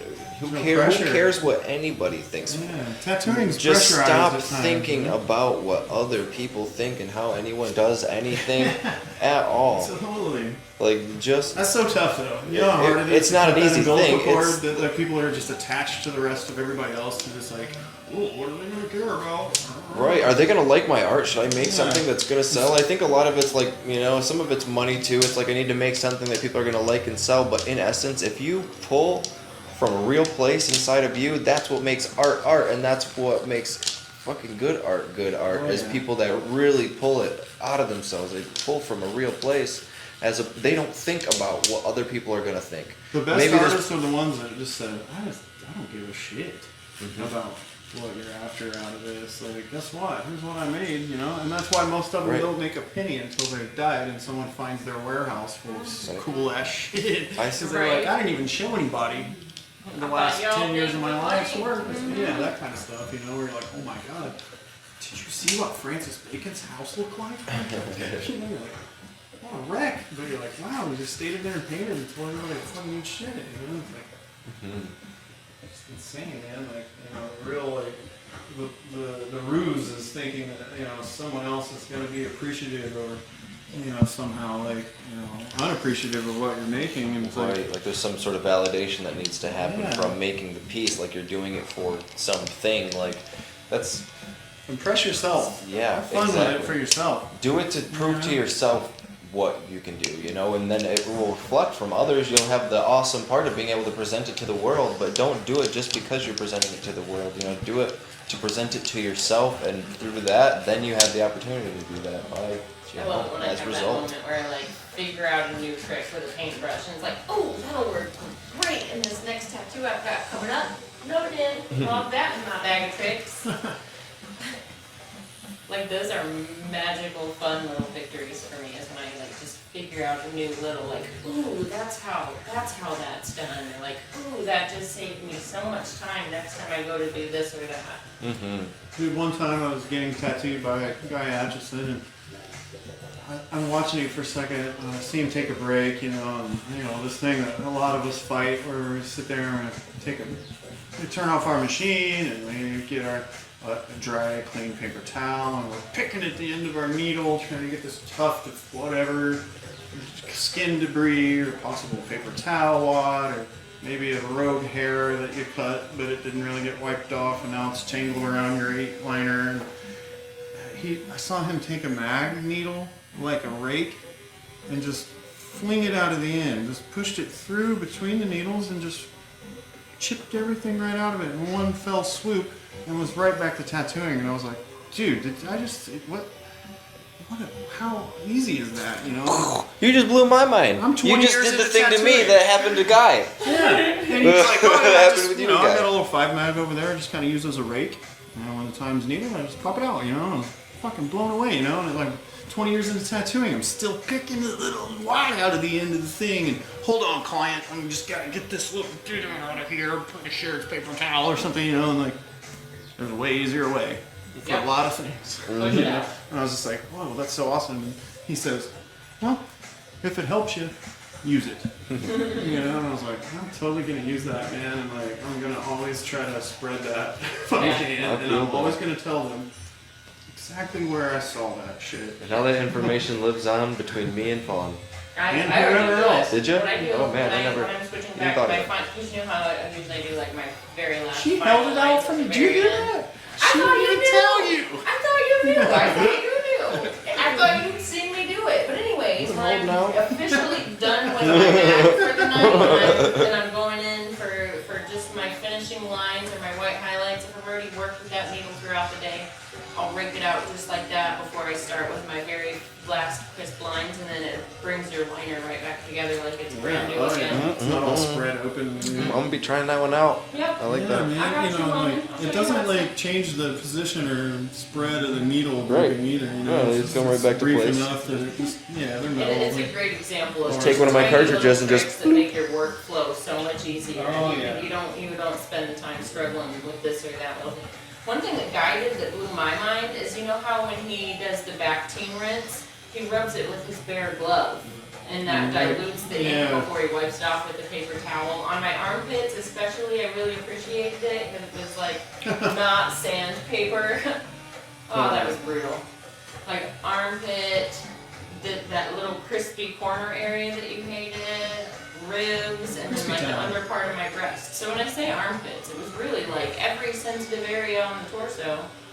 You creeped off full close into the nippies and those tender areas that you and Ouch. Ty worked on. yeah, And then 2 days back to back. each spicy, time. extra spicy Yeah, like, zones. why do we sign up for Yeah. this stuff? Cause art. Why do we sign up for this stuff? Because to me, creativity is the most important thing in this fucking universe. Creation, man, it's all things are. And it's just another way to represent it, and it's our way of doing it, our little niche. And I don't know, I feel like intention's such a crazy thing, and personally, with the kind of art that I make, and I would consider myself, some sort of visionary artist. A lot of paintings that I do come from visions and stuff. I feel like Adam can say the same, Fawn can say the same. So many artists are visionary artists, but a lot of, we've really developed our, So what's third the, eye. to me, like, I guess we all have in our head, like, oh, this person's a visionary, and that person's a visionary, but what defines that, I guess, like, where do you meet this moment where, you're no longer making To me, mediocre art or whatever, you wouldn't consider that, and then stepping beyond that to a point where you're like, wow, what vision was this from, or, I think it's when how's you your cross process you cross the precipice to where you believe that other realm. Once you believe that other space is real, whether it's surreal The level of or communication. just abstract, but when you actually With feel the like other you're place. looking through a window to another realm or Way another you're able time to or another space, I think that's what it is. describe Yeah, it mixed I with know. it coming directly from either experience or a vision. People make a vision. People make a vision to be some big thing. A vision doesn't have to be by any means. Sometimes you create a vision before you start a painting. You can Yeah. create a vision in your mind, or a vision can pop into your mind. You know what I mean? And sometimes it feels like, where did that vision just come from? Like that feels like it just like it was almost like it was a message from something. Like sometimes I'll be in meditation and get visions from things and just see these images of things, or however that sort of transfer of data happens. Then you put that into a canvas. Yeah, I Then always you've transferred consider that data. all- It's come. My whole point with starting that conversation was just saying that I feel like there's almost like a level of we are it's our work's almost like a prayer, and it's like we're extracting from the universe. Like we're just taking all these perceptions and all these things of the universe and just tapering it into this little thing in one moment of time. But we give thanks. I don't want to say we give thanks, but we don't take for granted all like these different aspects of the universe that are so magical. We are the kind of people who think about those things all the time. We don't ignore the connection between living things. We don't ignore the connection between, our consciousness and, our connection with reality, our connection with the plants and animals and all that. Some people just think about that. It doesn't make you any better at any different scale at anything. It just means that those are people who are more in touch with something like that or connect with it a little bit more. So there's a different, there's like a different variety of feelings and things that come with working with artists like that. Yeah. Do you ever get to working on a piece like when you're really in your flow, where it just where it just feels like the art is falling out of you? Like, do you ever have the experience where it feels like it's just like coming from another place, like you're the vehicle? That's what I aim for. That's what I like. That feeling is what I chase, because when I feel like it's just pouring out of me and I'm just watching something come about, I'm not thinking, I'm not doing anything, I'm just watching these things happen. But I can feel the vision coming, and it's almost like messages from like this, wherever this vision is coming from in my mind. But then all the muscle memory of learning the art form that I'm doing, it all comes to this one moment where it just comes out effortlessly, and you're watching some sort of, a picture come about, and I don't always know what that picture is going to be, but it's like I love revealing it to myself. And I feel like that comes back to where we talked about making a piece of art for yourself. Is a lot of times I have a vision, but it's almost like I have this one-dimensional vision in my head, or I have it a certain way, and I can see it, but I can't see it, and it's like I make the formless into something that has form, and that's what like my paintings are. Does that make sense? Can I say that, like, sometimes for me, and at times I've been like, whoa, this is really different than how it used to be as a youth when I would draw, or paint.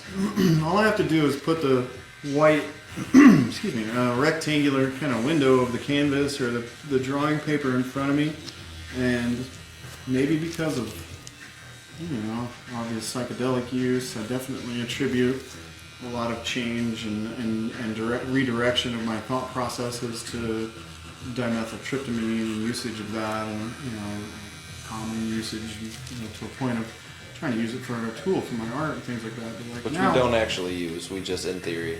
I think it's something that people should totally try eventually in states or regions of the planet that allow that type of medicinal, recorrection of your ego and self and ideas and things. Medicinal recorrection. Nice. Yeah, but I Savor feel that like one. Stolen. quite a few ideas like that, could really be things that I feel like I'm giving myself from different dimensions or something, because I'll put a page in front of me, and almost like say like on Procreate or some type of app or program that lets you draw like that. You can select the brush that just looks like a glowing line. I'll see the whole image glowing at you from the canvas or whatever. I'm doing my best just to kind of squint through my eyelashes and refine it a bit as I sketch or work with it a bit, but it's like, it's there. It's like in this weird, like, three-dimensional kind of holographic pop-off at times if I wanted to, like if you were looking at like a magic eye drawing, or remember those posters where if you crossed your eyes weird, they would actually invert and go the other way instead of being at you. They would be like deep in like this cavern of a shape of a hot air balloon or a skull or something. That's the effect I receive, where it's like I somehow can like switch a thing in my head and go, well, there it all is. You can trace it out. Or Like the other window. Or Man. The Some third eye action happening. Imagination eye or imagination field of view. It's almost The like imaginal. an extra plane of vision in front of you all the time if you allow yourself to like open it up and look at it. Yeah, you know, and It's like, like if you're not, it's gotta be there all the time. I feel like it's a muscle. I feel like it's something you can flex and you can get better at, and I feel like that's something that art and psychedelics have both really, really, and just learning color have really changed the way I go about my life. First off, what it's done like that is, you know, the way it's helped me be able to create visions and have visions and be able to imagine things in higher detail, or when I look at a blank space and being able to just start to build a picture, like looking at a cloud where all of a sudden you're looking at this random thing and all of a sudden you just like, it's like, oh, that kind of looks like a tiger, and then bam, it's a tiger, and then all of a sudden like it becomes a hyper realistic tiger and it's totally real. But it's like, I feel like a number of things, meditation, psychedelics, art, color, that has really helped me create this space of mind. You know, even with my eyes closed, it's never just black. It's never just that. And just like I like that inversion thing that you were talking about, Adam, where you're looking at it, kind of looks forward, and then all of a sudden, you know, you like do something, you blur your eyes, and all of a sudden it goes backwards or whatever. Where for me, it's like I can close my eyes, and right off the bat with my monkey mind, I can see the blackness. But then I spend a minute and I just do a couple breaths or something, or I just do this thing with my brain and just come back to one. You know, I've trained my mind to kind of do that a little bit. You know, so might be easier for me than some people. But where all of a sudden it just goes from flat to space. And then you can populate that space. If I spend enough time sitting there with that, I start to see form there. I start to see colored clouds of electric light. And those colored clouds, I start to be like, oh, that looks like this. And then all of a sudden I'll see a horizon line or something. You know, my mind will just create this horizon. And then I can see, you know, I start to see rocks. I start to see silhouettes. I see, you know, maybe a sunset, or I see like light or something starting to form. So I start to get I just see this picture build until it's 100% real. And, you know, to me right now what I'm explaining is actually when I go into a lucid dream or when I go into astral projection or something, this is how I go into it, but I can also just create a vision just from that. Mm-hmm. And I'm not saying anytime I close my eyes that always happens. It takes a little bit of work to get there, but it's also something that, I don't know, I didn't even think about or didn't even...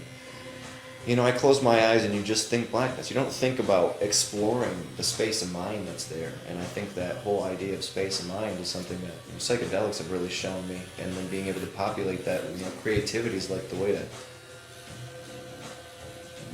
use everything you know to populate that. I agree. That just scratches the surface on it all, I feel like, but there's just so much more to it. It's very individualized too, you know. It's like there's a lot of generalizations that could be thrown over how that experience could help, or, you know, kind of help people locate or identify their kind of needs or wants with what they want to create and things like that. But, you know, every person also has this, you know, infinite understandings of other things too, you know, like we don't even realize it. Like all of us are kind of full of just different fucking possibilities of what we end up kind of like wanting to be creators of. You know? Mm-hmm. And some of that stuff is, you know, not even so like visual aid. You know?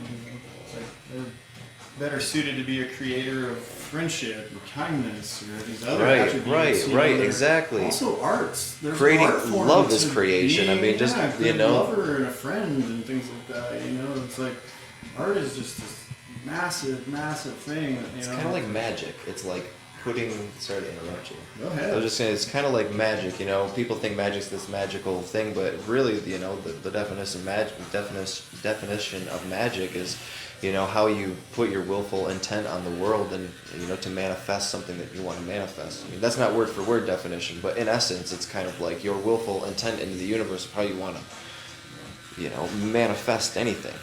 And you can make something happen just by wanting to make it happen. And the power of, in essence, the power of intention and the power of attraction, the law of attraction.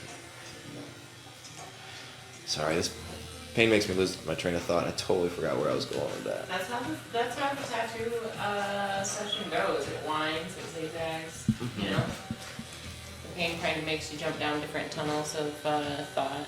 Yeah, right. I was going to say something about magic, too, and I started explaining what magic is. Willful intent.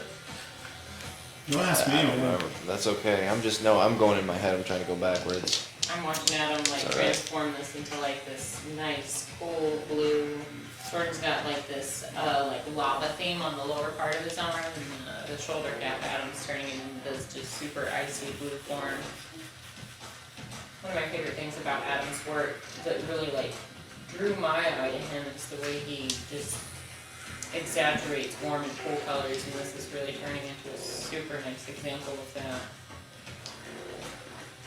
Thanks, dude. Yeah, like I can already, like you're working in the cool tones now, but like there's a volcano on the inner underarm. So my imagination is already imagining where like you're gonna put the nice warm purples and reds that run up next to these cool blues to create those extreme contrasts that I absolutely love about your work. But like it doesn't get muddy. Like you slam complementary colors and like you slam them right up next to each other and it never gets muddy. Like a lot of just awesome tricks that you make happen very efficiently. Thanks, dude. Yeah, a lot of spatial understanding and like the difference in space and the difference between one area and the next, you know, really aid in the complexity of it, I think, for me. Just, you know, seeing what to leave alone and what to work with, you know, what's that like the contrast of like cool and hots kind of come together well. And then, you know, purple and green are friends of everything. Absolutely. So, yeah, all you gotta do is just get in the middle slamming there. purple and green next to each other, period. Yeah, I love the. Try not to overuse those, you know, but sometimes, you know, I don't there's think been it's some possible. products that you know, I've made, you know, where the whole leg is just purple and green only or something, you know, and it's like, it turns out super awesome because they also are really good, like, friends together and stuff. But yeah, they link a lot of colors together, so even the massive contrast, you know, between a blue and a red area can still be friends through purple. Yep. That's awesome.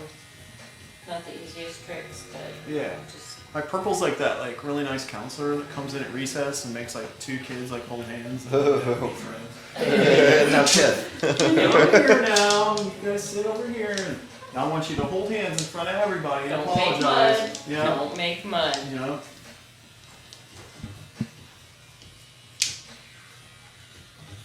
And Green's like, look at those fools in blue. Get it together. Come on, man. You see me hanging out over here with blue and yellow? No problems. Everybody's having a blast.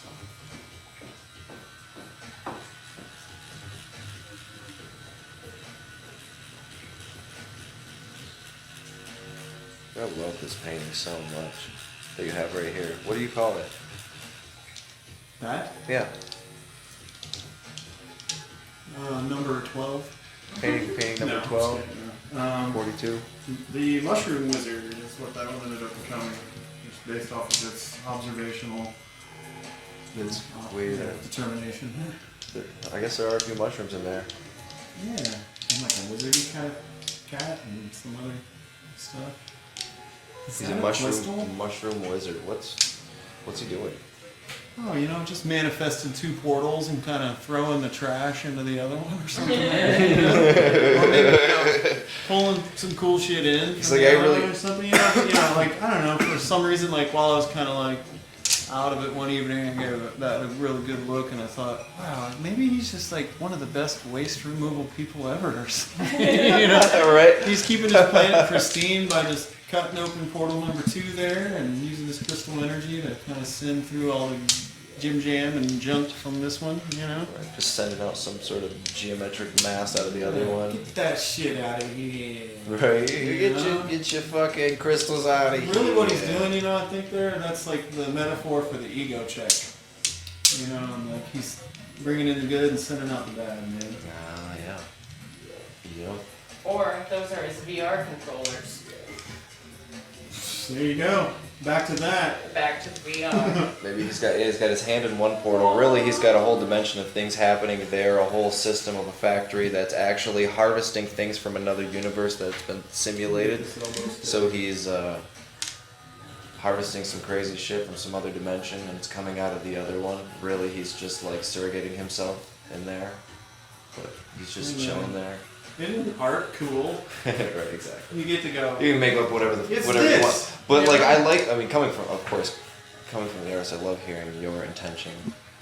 Yeah, put into it. my And favorite then is what like to people make can see from that is you know, cool. like anytime I've ever had like an art thing or had something on the wall in a place, you know, somebody's like, man, you know, I love this. What was your thing with this? Why did you make this? Where were you thinking? You know, I make them tell me first usually. Yeah. What do you think it is? I like tell me that. what your angle is, you know, because like you're not the artist. You didn't look at it like for weeks trying to figure out how to relay another message to somebody else. You have an immediate judgment of it. What is it? You know, and sometimes that meshes with what I tried to create, and other times, you know, I'm like, wow, that's better. Shit. You know, sometimes, you know, you're like a little off-put and a little shocked maybe by their interpretation of it, but that's art, you know. And like honestly, like that's what I'm kind of trying to do. I want to either make people go, oh, that's cool, or make them go, what the fuck? You know, All right. I want to Hopefully both. kind of trying to shock more people really in the long run, or just leave you kind of questioning and baffled with stuff, but I also don't want to like lose touch with all the things I know I'm capable of also creating. You know, so it's like, where do you just turn into the fucking abstract splatter artist that you really want to be? I don't know. Sometimes it's nice when we actually have the freedom to work like that, though. It's nice to. If we feel like splattering, we can splatter. Oh yeah. My wife showed me a thing the other day of a girl that covers her naked body in paint and flops on canvases and sells them for 10 G's.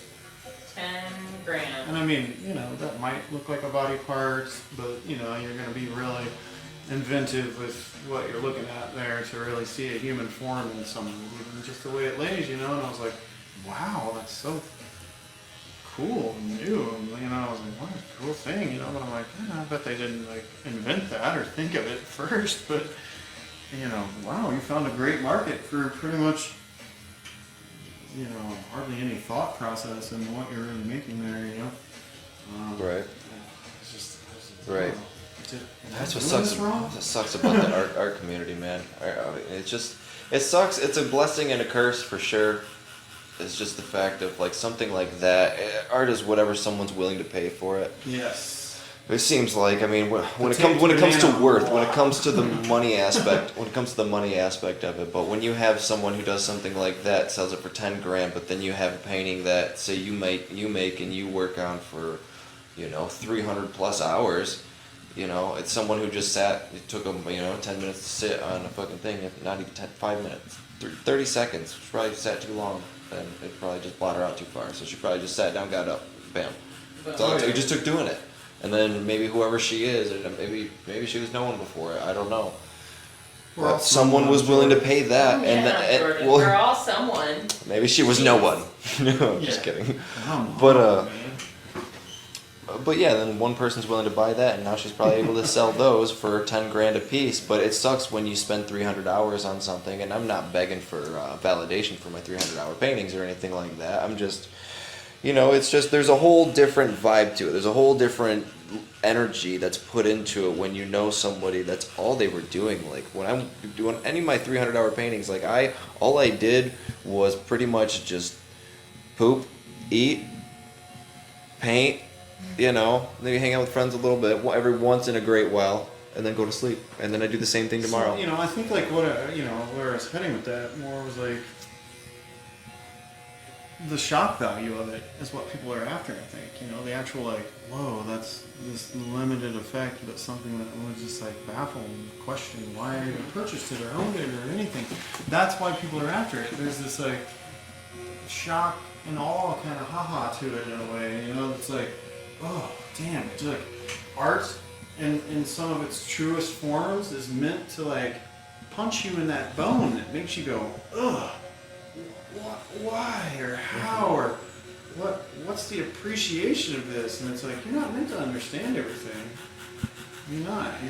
You're going to understand some things, but you know, you don't understand the reason why that person purchased it. You didn't live that guy's life and why he stood in front of that thing and just felt immediate alignment with it, and it's like I have to have that. I have to look at that every day. It needs to be on my wall. And it's like I'll paint things and they'll sit on my wall forever almost. You know, I'm like, did I just not give it the oomph that it needed to make someone go, wow, shocking, amazing, hurtful to my emotions or my sensibilities?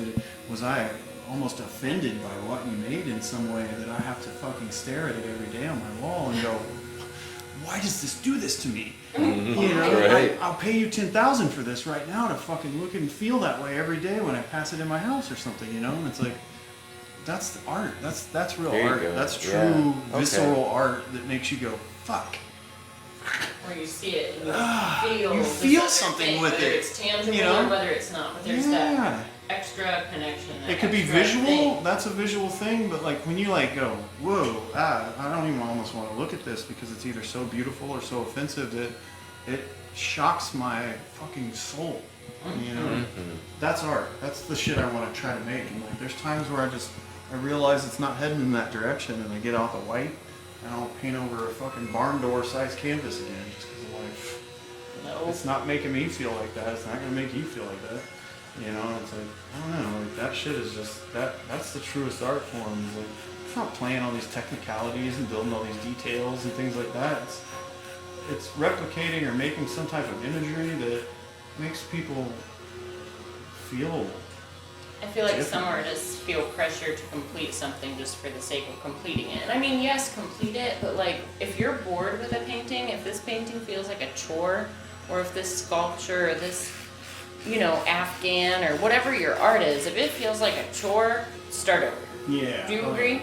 For sure. Like yeah. it shouldn't feel like a chore. It shouldn't like be like work. it should be like your bliss. It should be your bliss falling out. It shouldn't feel like a chore. Some levels to it, though. I do feel like with that because what is a chore? Well, That can sometimes- be a little relative. Sometimes some things just take work, so you have to keep chugging away. I feel like one of the There's a artist's difference struggle is between like studying. sometimes it feels like birthing a baby. There's Yeah, some days where you sometimes- don't feel like doing it. Maybe you shouldn't paint, or maybe it's just you have something inside you that you need to work through, and you need to just there are drawings paint through it. paintings that are Might like not done wanna with the paint. intention of learning, and that's a study. That's a like you have a goal in mind. You need to achieve that goal. A lot of times I'll start a painting and I'll be like, oh, I've got this idea. I'm going to achieve this, this, and this. And then I'll achieve those things, and then I don't complete the painting because I You figured worked out. through the problem. I figured out what I Yep. needed to figure out for this other thing. So I've got a whole slew of paintings that I probably could pass off as completed, but it's like, oh, I figured out what I needed to figure out. Now I'm on to apply that trick. right.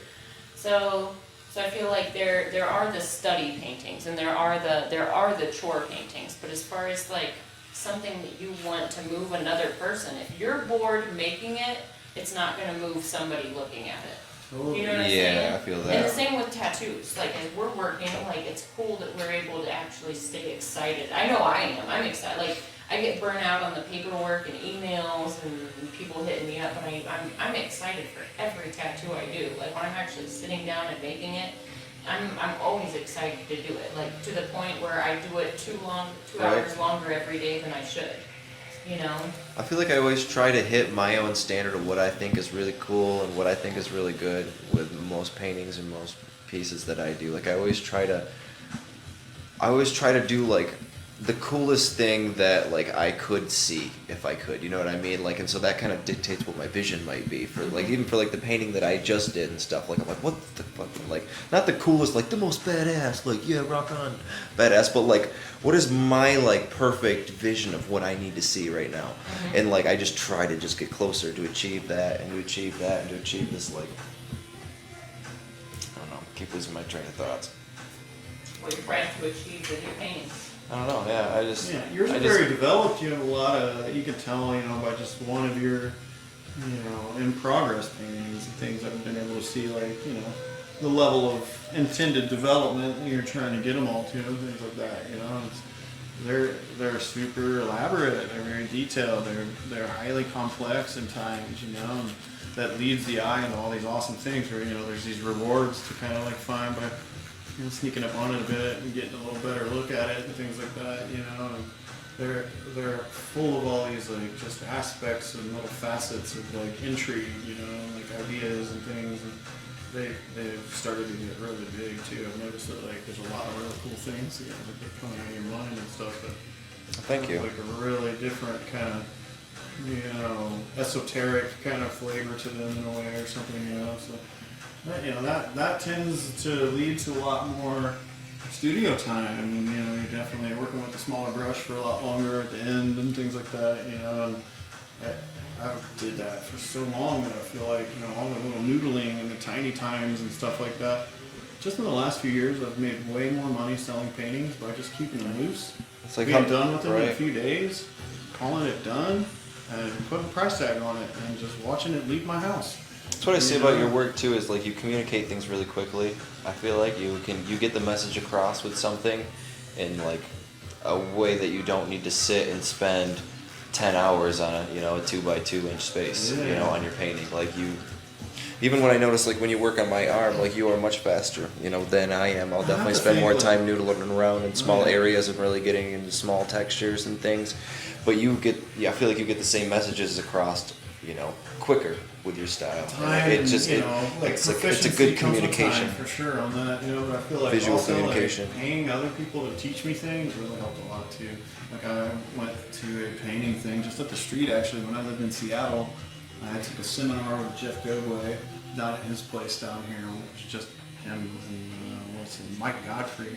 Him and Mike Godfrey are in there together. Mike actually owns Dependable Tattoo Up the Street now here in Medford. Okay. A bunch of good dudes over there and stuff. But back then he was just painting in Jeff's place. And as I walk in, Nick Baxter's leaving. He had just spent 3 days painting with Jeff.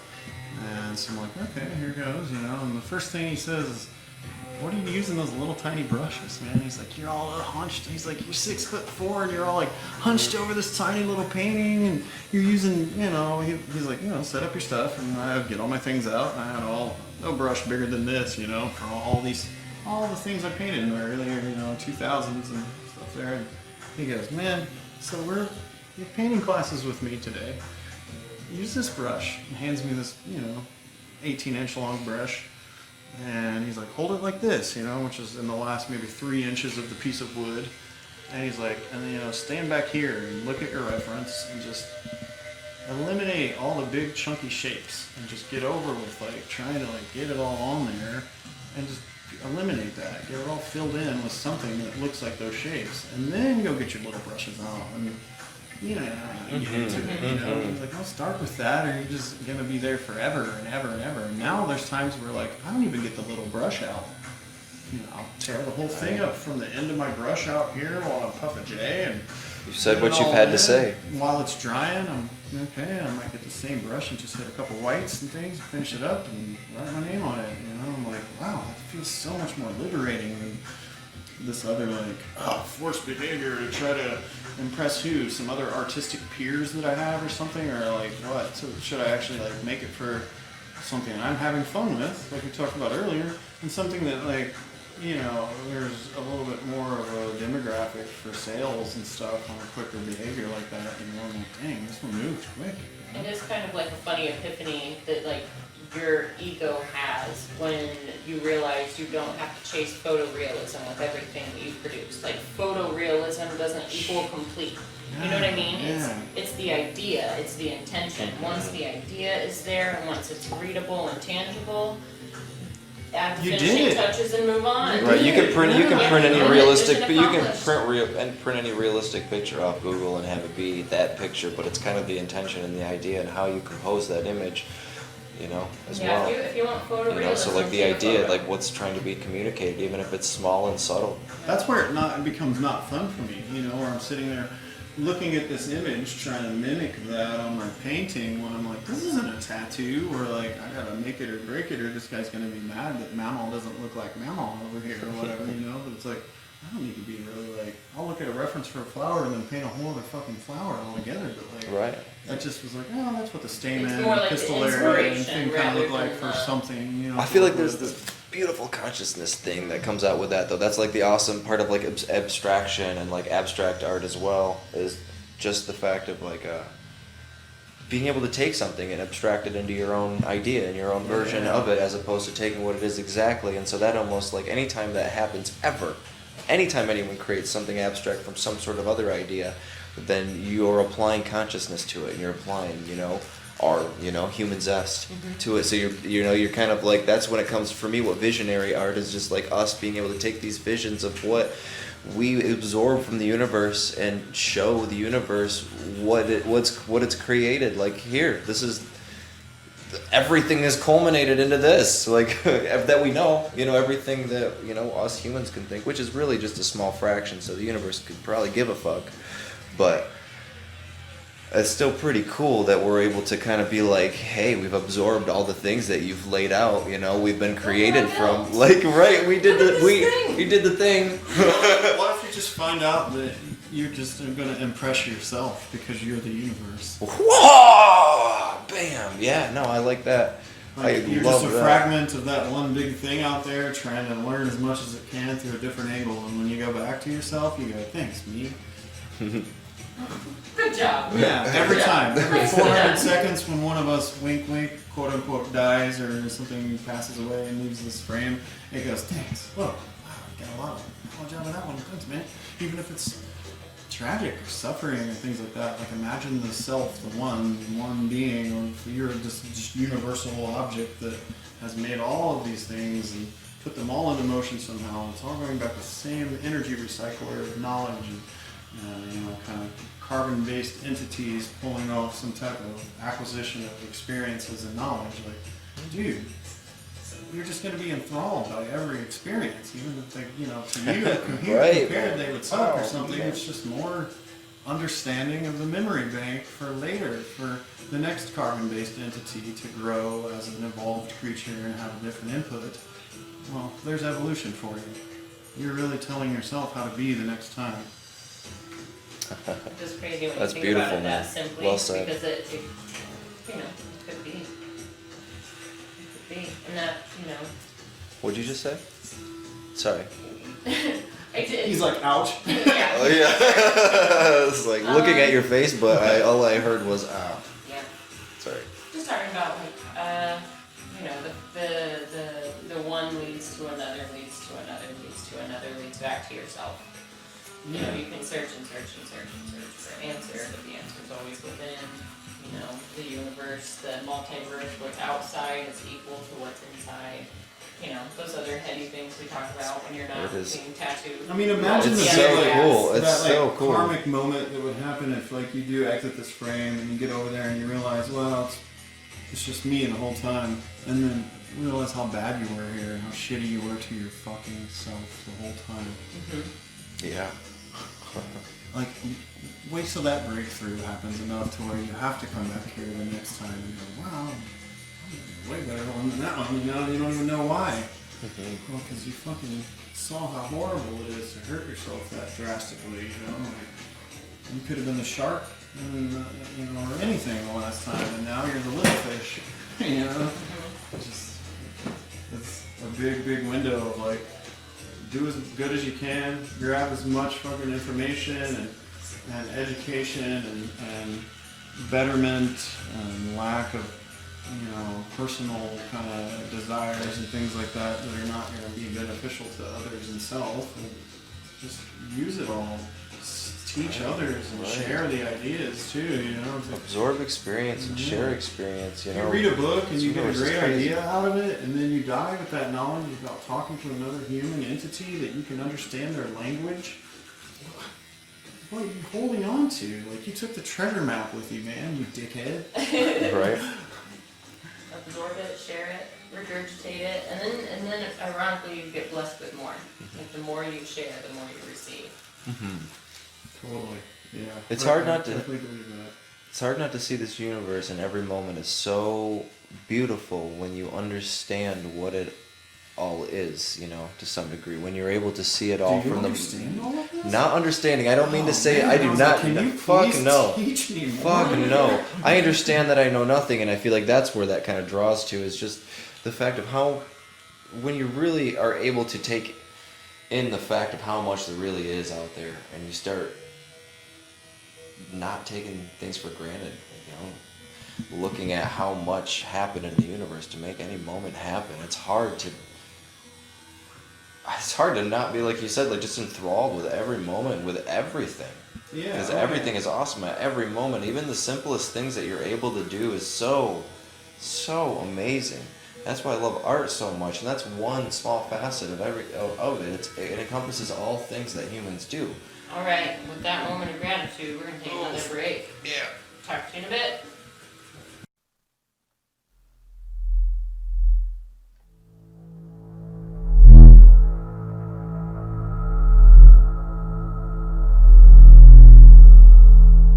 You've made it pretty far. The Tattoo Collecting Podcast. We are in Oregon with Adam France, Fawn Baker.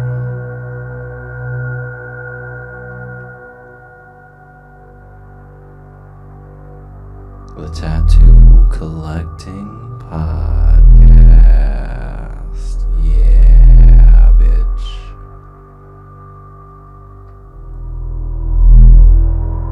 You've made it to part 3. Part 3. The last part. You've heard me getting tattooed. Let's finish this off. Thank you again for listening to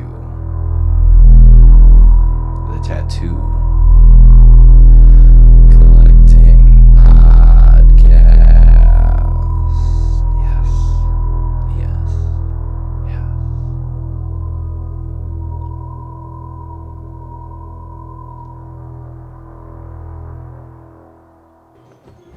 Alright, and we're back from our break. About to get started again on my tattoo. Here with Adam France and Fawn Baker. How are you feeling, Jordan? I'm feeling pretty stoned. Pretty stoned? Yeah, we just smoked a blunt. I'm feeling good. I'm not in any pain or anything. I feel great. Bactine's a wonderful thing. So if you haven't discovered the wonder of Bactine, bring Bactine to your next tattoo appointment. Bactine. By Johnson & Johnson. When you feel like you're getting tortured by someone you think. Tortured? Whoa. For when you think you're when you're getting tortured by someone who's nice. There we go. That's how it goes. Such a gentle, caring soul, yet you torture me. It's usually how it goes with my clients. Yeah, I would rather be It's a tattooed funny by someone relationship. that has a little bit of empathy towards it, but still understands that they have to get the job done too, but What's that? Empathy? empathy, it's this thing that kind of occurs inside the body, when like somebody tells you like, man, I had this crazy accident, I got my arm injured or, my leg chopped off, and you go, ooh, oh, you can feel this feeling inside of you that it's just like, oh wow, I can kind of relate to like what that would feel like. It's almost like Feeling your gut and in your getting butt. kicked in the worst part of yourself or something, just a minute little fragment of a second there. It's called relating to the other human, and maybe going back to that other thing that I was talking about, where you're literally feeling yourself feel it. So you're saying imagining what it's like to be somebody else. What it might be like to feel something someone else It's not feels. just putting yourself in So their you shoes, can do that. but like put yourself in their skin. So you can do that. You can just imagine what it's like Yeah. for someone else to go through something I that might be definitely painful. can do that. I do that more than I want to at times because to do tattooing you have to go, shit, man, I gotta really get this in there, and there's no really a way to be like completely delicate with it. You can do so much to make it easier or whatever, but it's got to go in as deep as it needs to go, and it has to be done with this certain type of device that fucking doesn't feel good. So, with those factors being involved, you still have to do a good job. The empathy level really comes down to like doing other mindful things to try to make it something more Right. have an easier, more comfortable experience with it. The tattooing process might be something that, like you said before, tortures and almost brutalizes you in your psyche. And, I'm not doing that. I'm not thinking like, oh, I'm just here to rip him up, man. I'm just tearing into this guy. Ha ha ha. It's like, if that's the mentality, it's like, you're gonna feel that. You'll feel that energy. I feel like just cut right through you. Oh yeah, knowing that the person who's doing it doesn't care at all. Like without the empathy.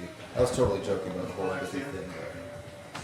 Yeah, I think empathy is like, something that we all need to kind of have like a valve or, something, like a way to kind of turn it down a little bit, like a volume knob, doing tattooing. Because, to do a really, really good job involves this kind of assault on another human in a way with an object that, they might not even feel something that is welcome to their tissue or whatever, but you just got to do it to get it done. I've started calling that cool to be kind. Like, I just gotta get in so I can get out. Cool to be Right. kind. It's a little bit like a muscle. I feel like you definitely got to learn to definitely let go of the empathy sometimes because, if I'm thinking about just how, if I could feel this pain while I was tattooing someone, I could never tattoo is, the way I tattoo. So I have to kind of shut it off a little bit because, like, my empathy at its fullest, like, doesn't want to harm anything. It doesn't really, necessarily enjoy it unless I think you deserve it. Right. And I'm not anyone's like executioner. Right. Or I'm not there for that person to at all. finalize what I feel like they might deserve either. And I have great clientele that, they're so awesome. I don't have to, nobody, I don't hardly ever get into annoying conversations or any sort of, annoying back and forth really with people these days. It's great. Wow, what's that like? Right? No, I'm kidding. No, I But, feel like after most of my tattoo sessions at Red Tree, I feel spiritually better after them, or at least talked about a lot of things where I just feel satisfied with the conversation I had. Like I had intelligent conversation with people, and it seems to be most people I tattooed. I really enjoyed that. I don't know where I was going with that, but it is I think cool. it's I cool thank the my way that, clientele for that. I think it's cool the way that like-minded people seek us out. So if they're like something on our creative wavelength, we probably have a lot in common, like personality-wise or spiritually. I think there's a lot of if we have similar tastes, we probably have a lot in common. Nice. I've seen those reactions. Like a leopard. You know it. Glad you got it. It'd have been a bloody glove catch, Right. Safe though. Yes. Safe. Well, we took a safety meeting. It makes us We're safer. ready. I'm as safe Perfectly as can be. Safer than earlier. Safer than you, bro. Yeah, safer than all you. Except for the ones who are really trying to be safe out there, Good for you. Wearing your COVID masks. And Thank Yeah. goodness for you guys thank you. out there doing it. Yeah. Wear that mask. I saw a thing the other day that was like, pretty much the guy that's not wearing the mask is also going to be the first one to hide a zombie bite. Oh The shit. same motherfucker.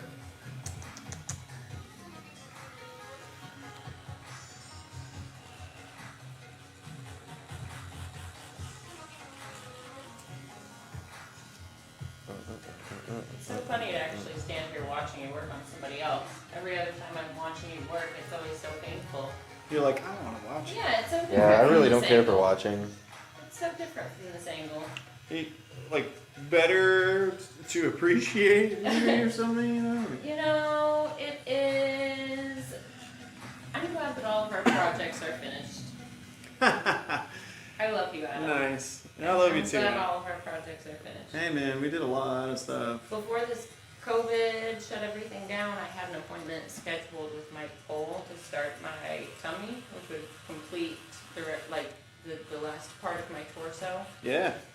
I'm not looking forward to it. I'm definitely gonna schedule with him again, get back in with him sometime when traveling becomes a little bit easier, a little bit more convenient. Yes.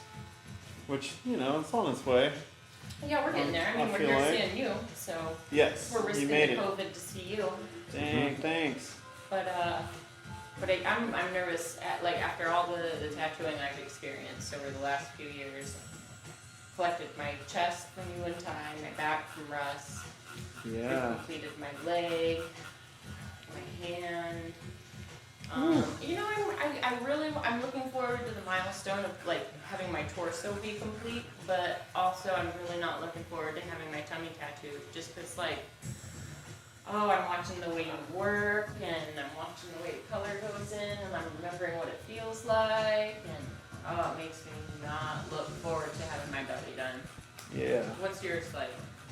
How Mine- far are you guys finished with your project, or are you still chipping away at your belly? Still got a while. I feel like the stomach is, maybe 90% finished, and I mean that's down to like my hip bones, just above the groin, all straight across, all finished, all the way up through my belly button, and just above the navel. And then I've had a bunch of horrible tattoos above that, like some old graffiti that I did on myself upside down in a mirror when I first realized I could work with a mag. And then above that I did like these gnarly black flames up into my like solar plexus and stuff, just upside down in a mirror with a cap of black and a mag. At different times, in my life I'd be like, you know what, I'm just gonna do this on me. And above that I've had some other things. So Mike looked at all that and he goes, I don't want to have to try to cover all that cred, out of respect for him as an amazing artist. I was like, yeah, let me get this out of the way. So I've been lasering it. So that's why we've been on pause. It's pretty much for me to get the lasering completed that allows him to have a way better area to work with. Nice. Right now, it's just kind of on this like, hey buddy, sorry I haven't got with you, still waiting on the laser time, that kind of stuff. Mm-hmm. And he's very understanding and accepting, and I'm sure you went through the same, like, oh shit, I gotta cancel, bud. With the COVID thing, you said you ended up Yeah, with we it were and stuff. actually gonna start it at Tattoo the Lou. Oh shit, okay. So the convention got canceled. St. Louis, so, yeah. Yeah.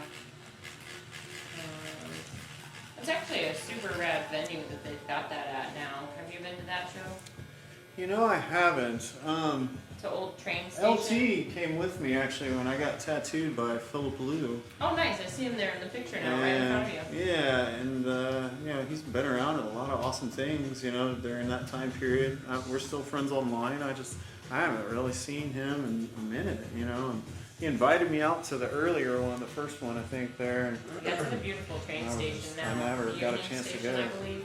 Okay. Um, Which is like their old kind of train depot building it's or something. beautiful. You know what an architectural nerd I Oh, am, yeah. so it's just eye candy everywhere. The Midwest has some really, really beautiful train depots, man, that were just part of the old railway travel systems through there. Indianapolis had one when I was a kid we'd go to that was just like converted into like a shopping center or something, but Nice. you could tell where it used to be like a little train place or something. That'd be cool to tattoo in. I feel like that'd be a there's cool gallery huge to be a open part of. Galley, yeah, it was really neat. LT's got some good taste. I feel There's like he's definitely- definitely selected the places that he knows the tattoo community are going to appreciate the best. And St. Louis has got a lot to offer. It's a really old-time historical town, with a lot of modern stuff and new tech and shit. But some of the older buildings and stuff are just Yeah, I was blown away at some of the untouched and buildings. to I die went for, to a couple of Jewish cemeteries. I like Cool. going through old cemeteries and stuff in my free time, like as well as waterfalls. I just love old cemeteries. And there are some nice, like on the outskirts of town, there are a few nice Jewish cemeteries. They just happen to be Jewish, but I was just amazed at how just how beautiful all the art down there was.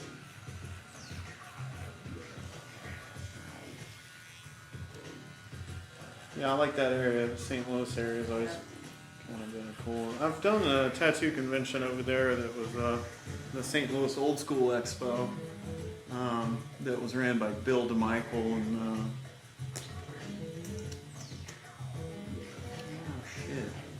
Lyle Tuttle, actually. That's the name I was kind of missing there. We just lost Lyle here the last couple of years, so I think that one went kind of kaput, but at least there's still one happening around there. Yeah. Yeah, but that was kind of like some,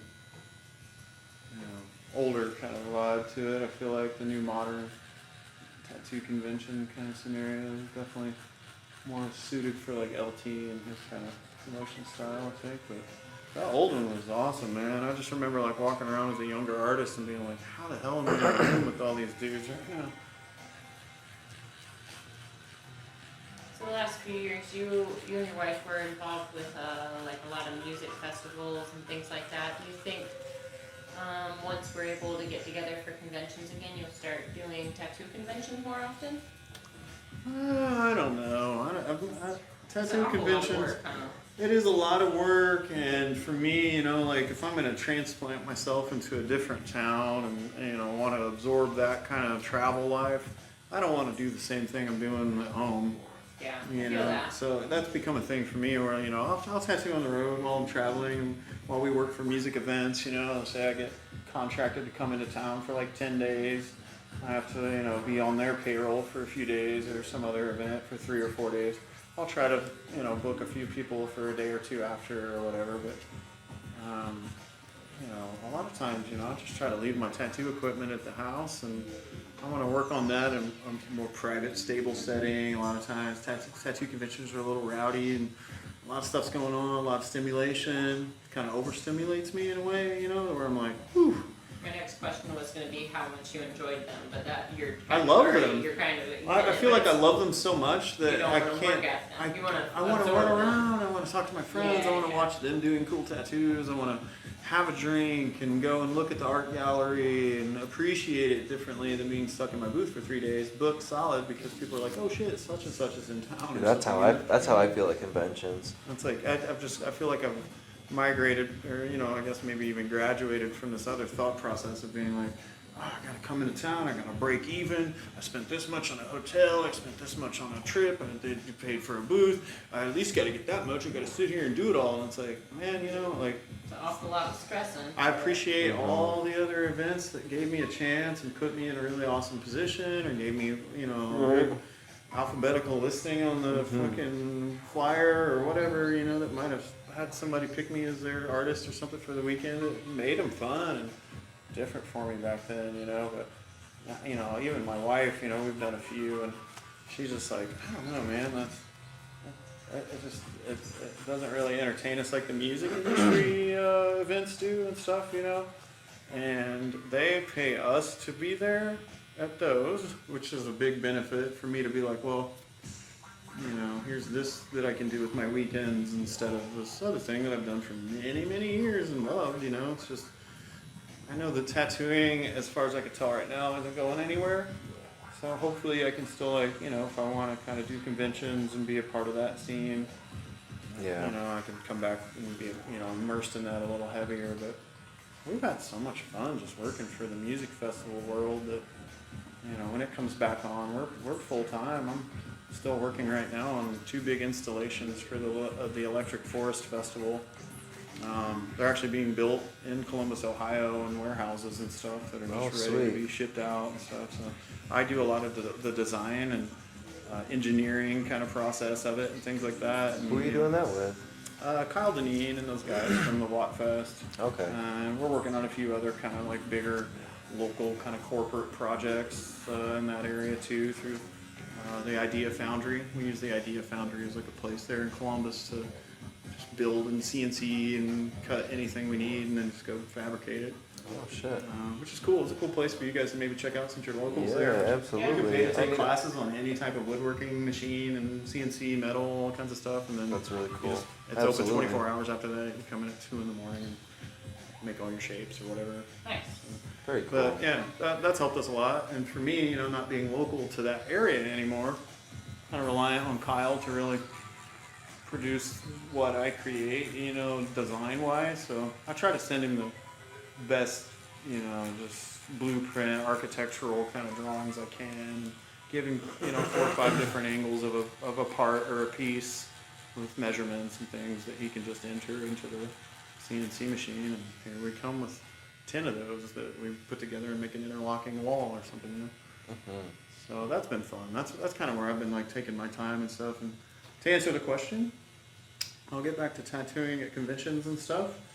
But I think when the COVID's over and things open back up, we're going to be working with Bass Nectar's old management team, which now will manage Closey, the musician Closey. She's really amazing. Oh, yeah. She's awesome. Coming up pretty hard. They also manage Ellis Dream, which is a really awesome bass musician. Yep, great too. And they have STS9 and a couple other acts that we've actually performed with and stuff, you know, like those guys and stuff. So they're all about like, oh, your crew's still part of what's going on.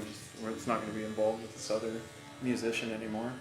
So yeah, we're just kind of waiting for that all to pop back open and get going again. But yeah, I don't That's know. awesome. That's been such an awesome platform for you and your artwork, period. Like, your tattooing's taken on a life of its own over the years, but it's just really cool to see how, like, your you know, we've already talked about how your paintings were, like, visionary, but, like, they're also, like, so illustrative. Like, you've always got, like, these crazy characters and actions and, like, just things going Thanks, on. dude. So, like, not only is it a make-believe realm, but there's, like, a story to it. Like, I feel like a lot of the time when I work, I'm so caught up on just creating a believable space, but you've got this space with all this action and a whole story and all of your new work. And I just think the directions you've been pushing it with you know, with all of your paintings the last few years, is just kind of leaps and bounds doing things other people aren't really doing.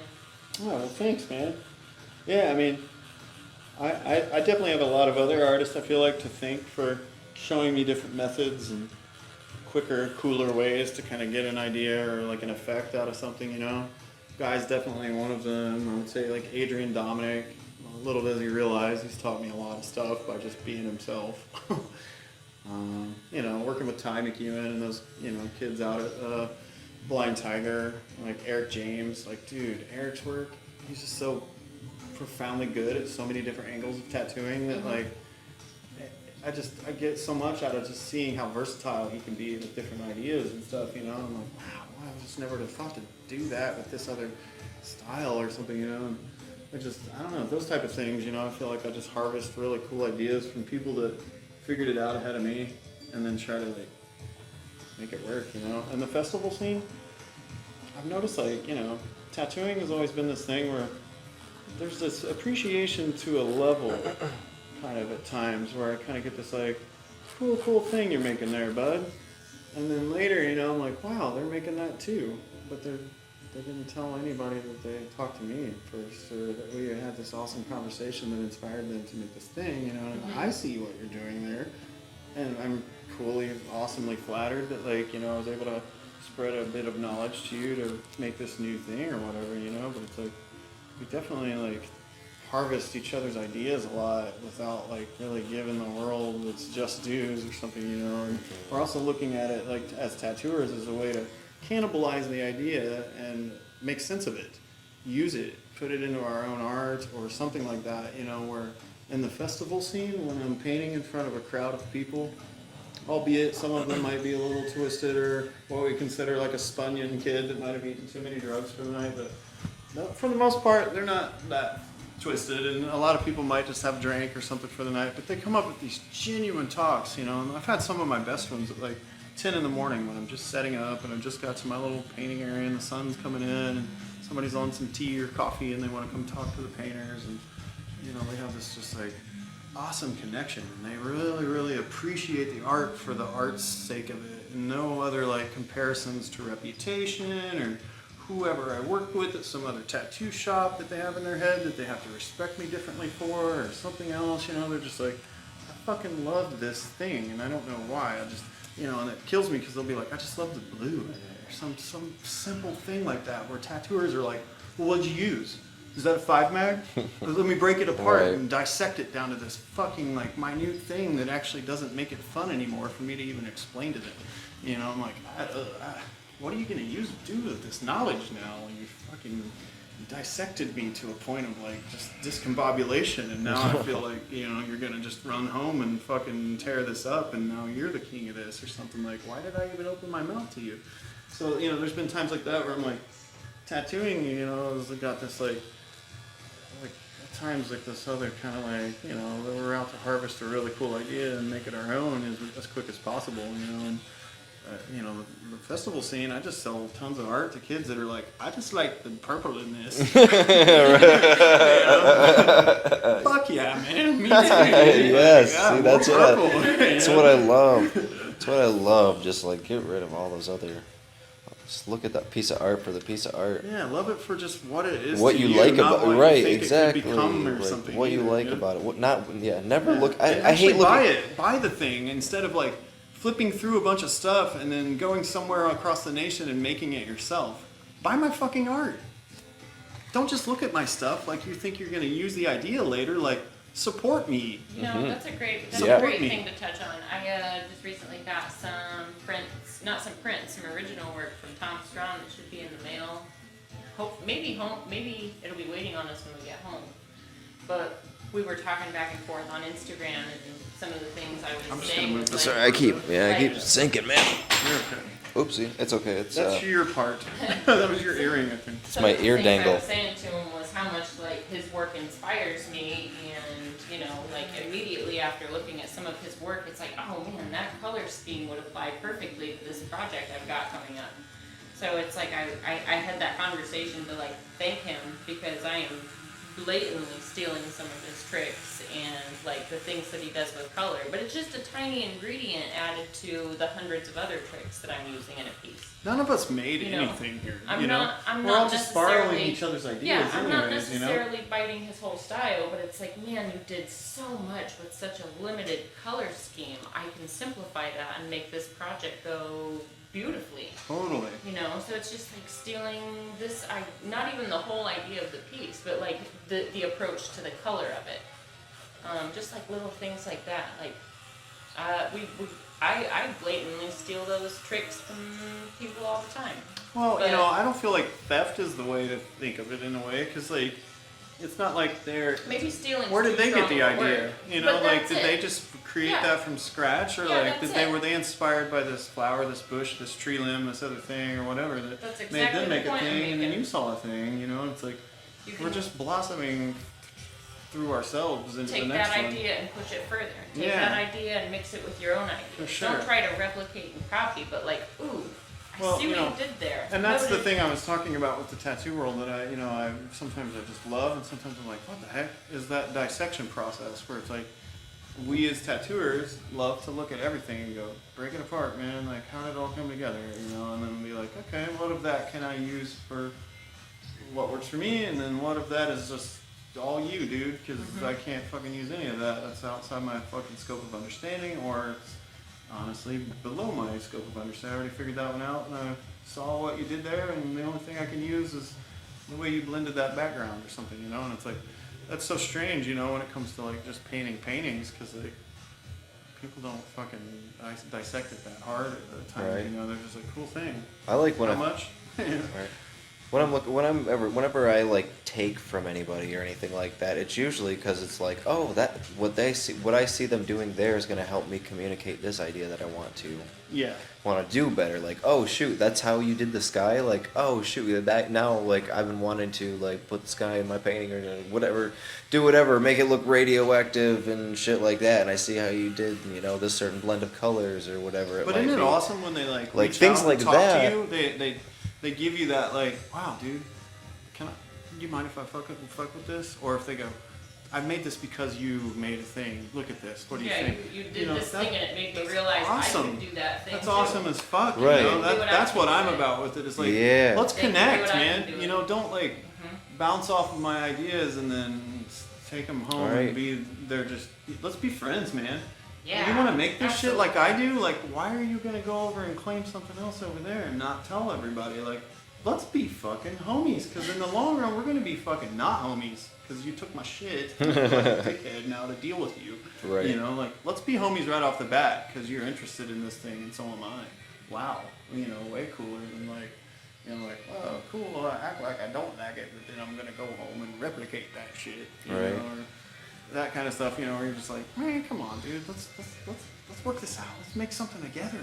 Can we collaborate if you're into it that much? Like, I don't know. That's where I'm at. I want more open connection with it, you know, than this like, you know, kind of use of ideas without really like, you know, imagine like collaborating with the guy instead of like taking it back and trying to figure it all out on your own without actually having a good fucking understanding of it. It's like, wow. You know, how long are you going to fight the idea until you figure it out? Where you could have just been like, wait, hey, what's up? Right. Cool. Snap. Yeah, can you show me what's wrong with this? Or whatever, you know, what am I doing? I can't And that's do where it. you can pull from the wisdom of other people. There's, you know, don't steal, but you can pull wisdom from stuff like shit. Fucking ask them about it, talk to them about it, but don't just, you know, take direct shit off of my art.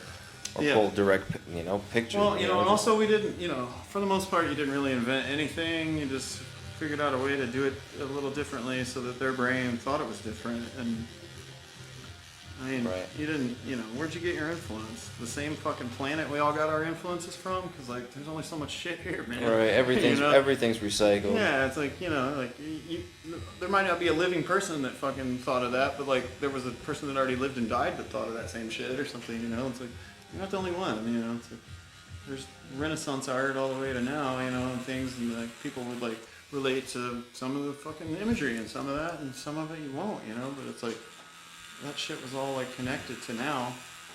Right, and I don't think originality is everything, but I think you should strive to be original. Yes. Yeah. Utilize what's available, and then make your brain filter it into what it's going to be, Make that the new filter, the new eyeball that it has to be viewed through. I used to work for a guy in Indiana, this guy named Harvey Heavenor. He was an awesome dude. He had like a bunch of head shops and tattoo studios that he would just let us kind of like do what we had to do and stuff over there, But he's, a businessman. He worked us for 50% all the time. And, back in the late 90s, you were definitely happy to work for anything for 50% because there's just a ton of money in tattooing then. It's way different than now, And a lot of street tattoos, a lot of stuff that was quick, and you kind of get burnt out doing a bunch of the same small ass shit all day. And I remember one night we were having this conversation with him. Me and a couple other artists were just sitting around, just kicking the can, talking shit, about tattooing that day and what it was like, and we're bitching about having done like 3 butterflies each that day or something, on top of all the other shit we were able to put into the day on walk-ins, and he's just like, man, why don't you guys just make them different? And we're like, what? He's like, I don't know, I don't really draw or anything, but I feel like, if you could just like think about, wow, cool butterfly, but like draw it, have fun with it, make it fun, do something cool with it each time to where like you actually have fun with the project instead of it being anything else, and what that also does is modify it to where like in the end it's actually custom and it's going to be this other thing, And I mean to a point where he started giving us a 60-40 incentive. If you draw it yourself and it came off of your shit, you get 60%. If it came off of my walls, it's 50-50. That's an awesome incentive to like just make you use that creativity. I never tattooed another thing off of his walls. So everything became original. Nothing was cookie cutter anymore. Every tattoo was tailored for the person that asked for it, or at least better than the one before it. That's awesome.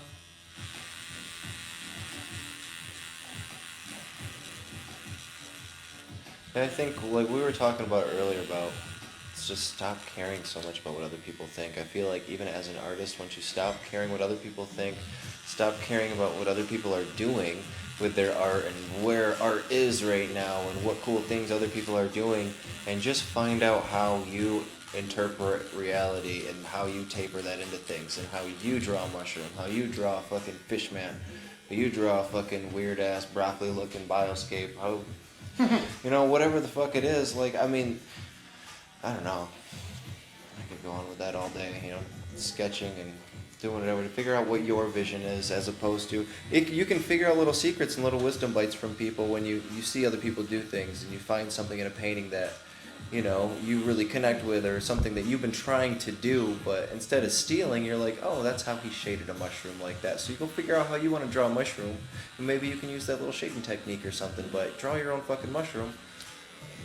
What if I'm completely wrong? And what if it's like what I kind of said earlier about like, it's just you too, What if that is a scenario, like the Right. conversation from earlier, pretty much pertaining to the fact that like, well, not the fact, because the fact is a possibility. Yeah. All the ideas are yours. It's literally you. If you are the universe, you tell the universe, you manifest these things, but like when you go back to yourself, you realize that like, wow, I was just keeping these art ideas Well, for myself. what about this? I was mad about think myself about it like figuring this. out how to paint better than my other I self. was Any jealous of idea? myself. Any idea you ever have, forever, your entire life, any idea you already have. You gave it to yourself. Well, it's already there, no matter what. No matter how you see the universe, you already have that idea in there because you were just able to formulate it in a way you could communicate and understand in your own mind and innovate however you did. Well, But what if every idea is actually just like a voice from another realm? Like you don't actually think of it, but you actually told yourself. it's the vision from the That's the parallel voice from reality that elsewhere. popped off from the potential of This what goes could into like have. a Terrence McKenna kind of thing. But I want to say that he's kind of one of the first I remember developing that kind of thought of, what if it's that? What if you're pretty much telling yourself with every idea that you think is like this like epiphany is really you pretty much like shouting loud enough from another dimension to fucking make this one fucking hear a better idea, Yeah, And it's all just you. could see that. Like every piece of art that's ever been made is literally just you, and you have no excuse not to be as happy and as having fun and as good as you want to be with it all, because you actually are the same thing. You just don't realize it. There's something extremely sacred with that, I think.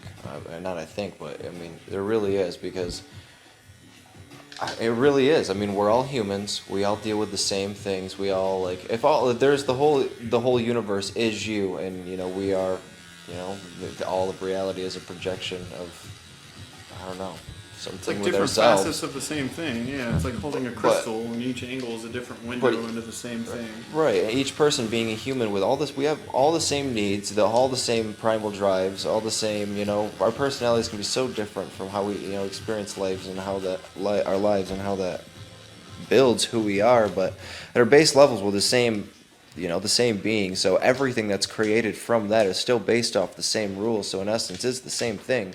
You are every other person out there because essence the same thing, and you're existing in the same reality at the same time. Anything existing right now is experiencing life just like you are.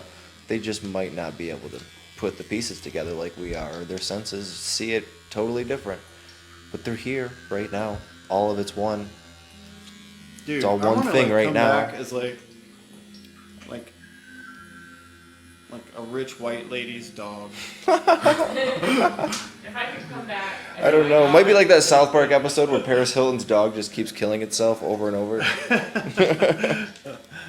I mean, Go on, Fawn. My Sorry. dog, she's a toilet. Yeah, like Could some you just, imagine like, living perfect life. Leon's life, your dog's life. Yeah. Like, no stress. Everything's put in a bowl for you. You just gotta roll over. And Then I look at him, and sometimes he gets so depressed just from not going outside, and I'm like, just like the.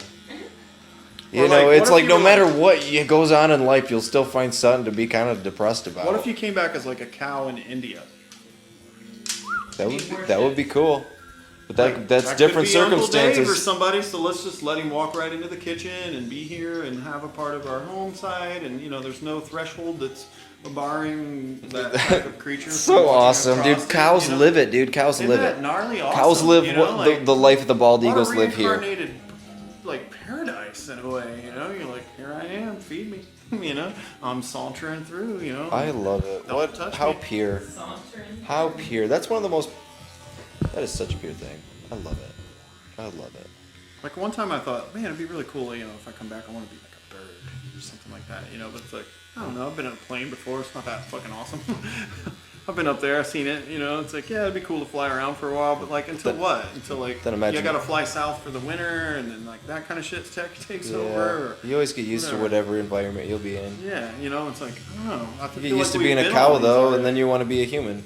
You've been a bird already. You've been a shark. You've been a whale. You've been a dinosaur. You've been. all You kinds of think stuff. animals You think animals wish there are any animals out there that wish they were a human? They look at them and Like they're envy. sentient They look enough at. They in look this at. life to be like, man, I miss being a human. You Sentient fucking enough to be assholes." envious Yeah. of our Yeah. existence. Look at you using your thumbs to eat that food. Either that or they must be like, you fucking dumb fucks. Yeah, you dumb fucks. I see. I could kill you in 2 seconds if I was outside these goddamn bars. That lion. Whoa, That whoa. lion's. I'm sorry. I'm the lion. I'm the lion in the okay. I was zoo. like, what I'm animal are you, I'm the dude? lion in What the. a I'm the weird lion in the hamster. zoo. I'm sorry. I'm sorry for the anger there, but that's yeah. Or the hamster. You never know. He could be a mean hamster, and he's just Hey, dude, dude, upset about anything in things. captivity, if it's got a sentient thought, it's going, get me the fuck out of here, man. Fuck this shit. Unless you're an old rich white lady's dog you know, and then you're like, can I get my 4th can of Oh, yeah. wet food today? Yeah. Rub my move my Yeah. bed. Can you have Reginald come and take me on a walk? Yes. You know. Is that what like dogs sound like? Reginald. White dog. Cornelius Livingstone. Yeah, I just, you know, I feel like that shit sucks. You know, that like that kind of dog would be like really like taken care of better than any other animal, really too. You know, it's just like in the long run, I just don't want to like always be a human. In my head, I'm like, dang, can I please be like something else just so I can like see what it's like from another angle once or a billion times? I would want to be a blue whale. Ooh, that'd be fun. I think that would be pretty cool. I think you'd realize how the ocean's so big, but in some essence, it's almost kind of small if you were that size. You know what I mean? I feel like it would still seem really big, but I mean, if you're that size, I mean, I feel like you could probably descend and ascend fairly fast. And so, Dude, like that would if you were a make blue things. whale, you could really figure out what else was down there. They're well aware. Imagine the bioluminescent world that they live in. With Did you say all the whale time. aware? Oh, are you whale aware of this? I'm just trying to make you guys whale aware that whales are whale aware of bioluminescence in the ocean because we are aware they are now. living that shit. Yeah, there was actually a tide here just a few weeks back during the comet of bioluminescent algae or some type of little critter that was all up and down the coast. And I, got to see a bunch of cool photos online of people's comet photos right at the beach line and stuff, while this whole like tide's coming in. It just looks like it's fluorescent blue, What the heck? I mean, at nighttime, it's so crazy. It's like some little critter that comes up every season or something. It's crazy. I know the red tide is bioluminescent when it comes through. Yeah, that one's a little more of a drastic occurrence. That red tide will kill a bunch of stuff sometimes. It's not always in clogs the those. gills and stuff. If it's in a if it's really concentrated, it's really common in like lower quantities. Okay. But it's when it really is in like an enclosed area, like a docking area or something like that. When the red tide comes into like a bay or something, where everything it just deprives the oxygen, sucks it all up. Yeah, when I used to tattoo in Fort Myers, Florida, back in like 97, 98, there was a big red tide that came through there, and I had just moved there from Indiana and was working at a place called Pleasures of the Flesh, which was owned by Sean Z, a couple other kids. Sounds like a sex shop. It was pretty, like in the plaza on the second floor, in the middle of like a little weird, like, kind of busy thoroughfare called Estero area. And yeah, it was, the late 90s, a little different for tattooing. Yeah, right, nice. But I went out to the beach one night, not aware of what red tide actually was. I was like, oh my God, why are all these fish dead? I remember being like, gosh, fish are dead everywhere. And it fucking stunk so bad. It's like, yikes, man, something happened, And I had to go talk to this other kid, and I was like, what's going on, man? Why are all these fish dead? And he's like, it's a normal thing, red tide happens all the time. It's seasonal or something, based off of like a different kind of thing that happens in the Gulf. And like, oh shit. Mass death. Yeah. Yeah, I like it when it glows and it doesn't kill. Yeah. A little more luminescence, less fatalities, please. Yeah. You ever seen those creatures that are like deep, deep, deep down and have like fucking tons of little like glowy things hanging off of them and shit? There's tons of stuff like that. Yeah, most of anything that lives lower down I there. pay if there's something I haven't seen down there that's on video, it always surprises me. I do see it all the time, things I haven't seen, but I always feel like I see it all and then I'm like, oh shit, there's new YouTube videos or there's like a new BBC documentary or something on it, and always blown away by some new awesome thing.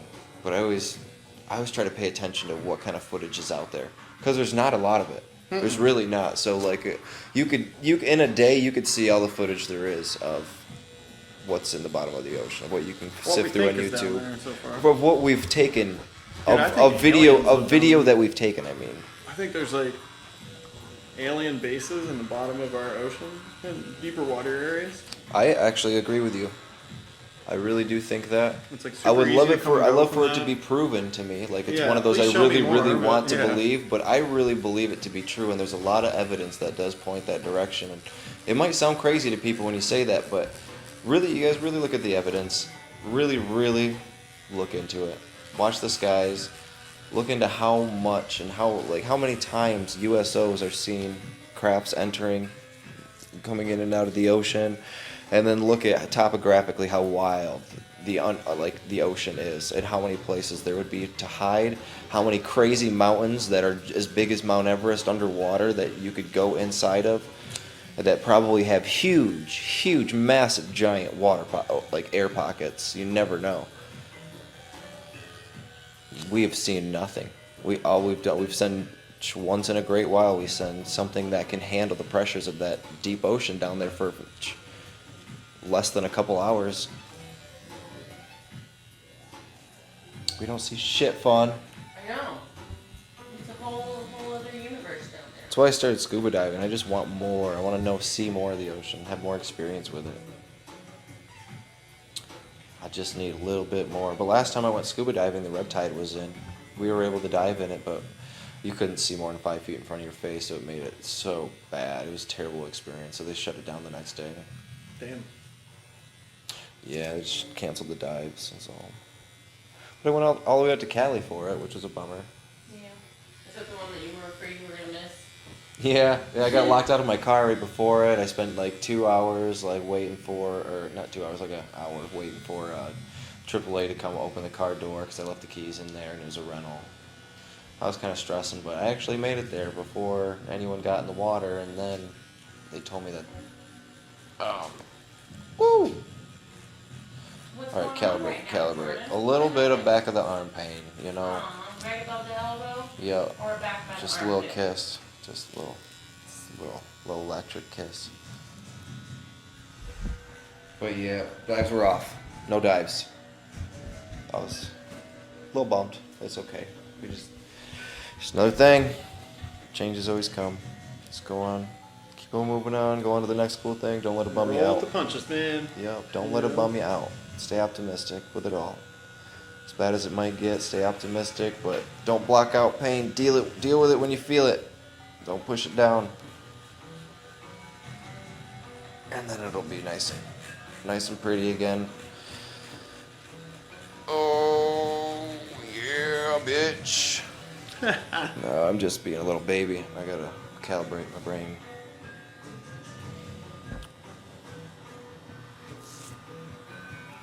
I'm also really high, guys, so don't mind my babbling and just rambling.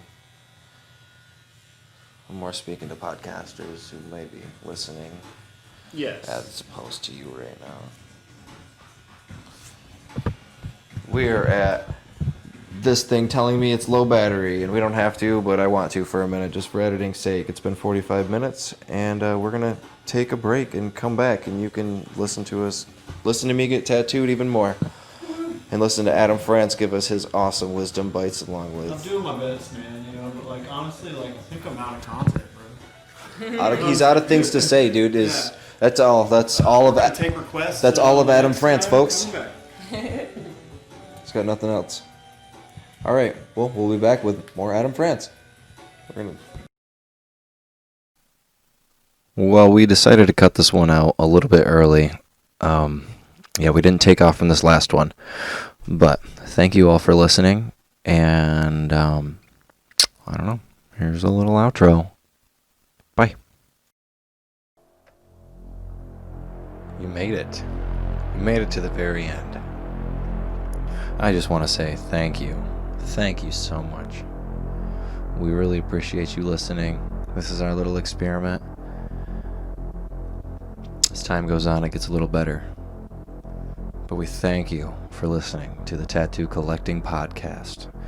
From the deepest, darkest depths, murky, slimy, murk gook of black, tarry depths of our heart, we thank you. We thank you. You guys are amazing. And while I'm not sure how many people follow us out there, even if it's one person, hey you, we do it for you. We do it for that one viewer out there. You're the homie. You're the homie. Thank you for listening, and thank you for getting this far. We cannot wait to bring you more content. I cannot wait to tell you other things we have in store. And now that we're here, I got a big announcement. That big announcement is the introduction to my other podcast, where we're going to talk about much more than just tattooing. We'll talk about it all. We'll talk about everything. And we'll have everyone on. Put your hands together for the Interstellar Sessions with Jordan Rookus. Yes. We'll see you there pretty soon. But we say to you, good day, because it was a big day. It was a big day, and we hope you learned a lot. And we'll see you again soon. Thank you. Next time we will have Blade Emodio on, so join us on episode 6.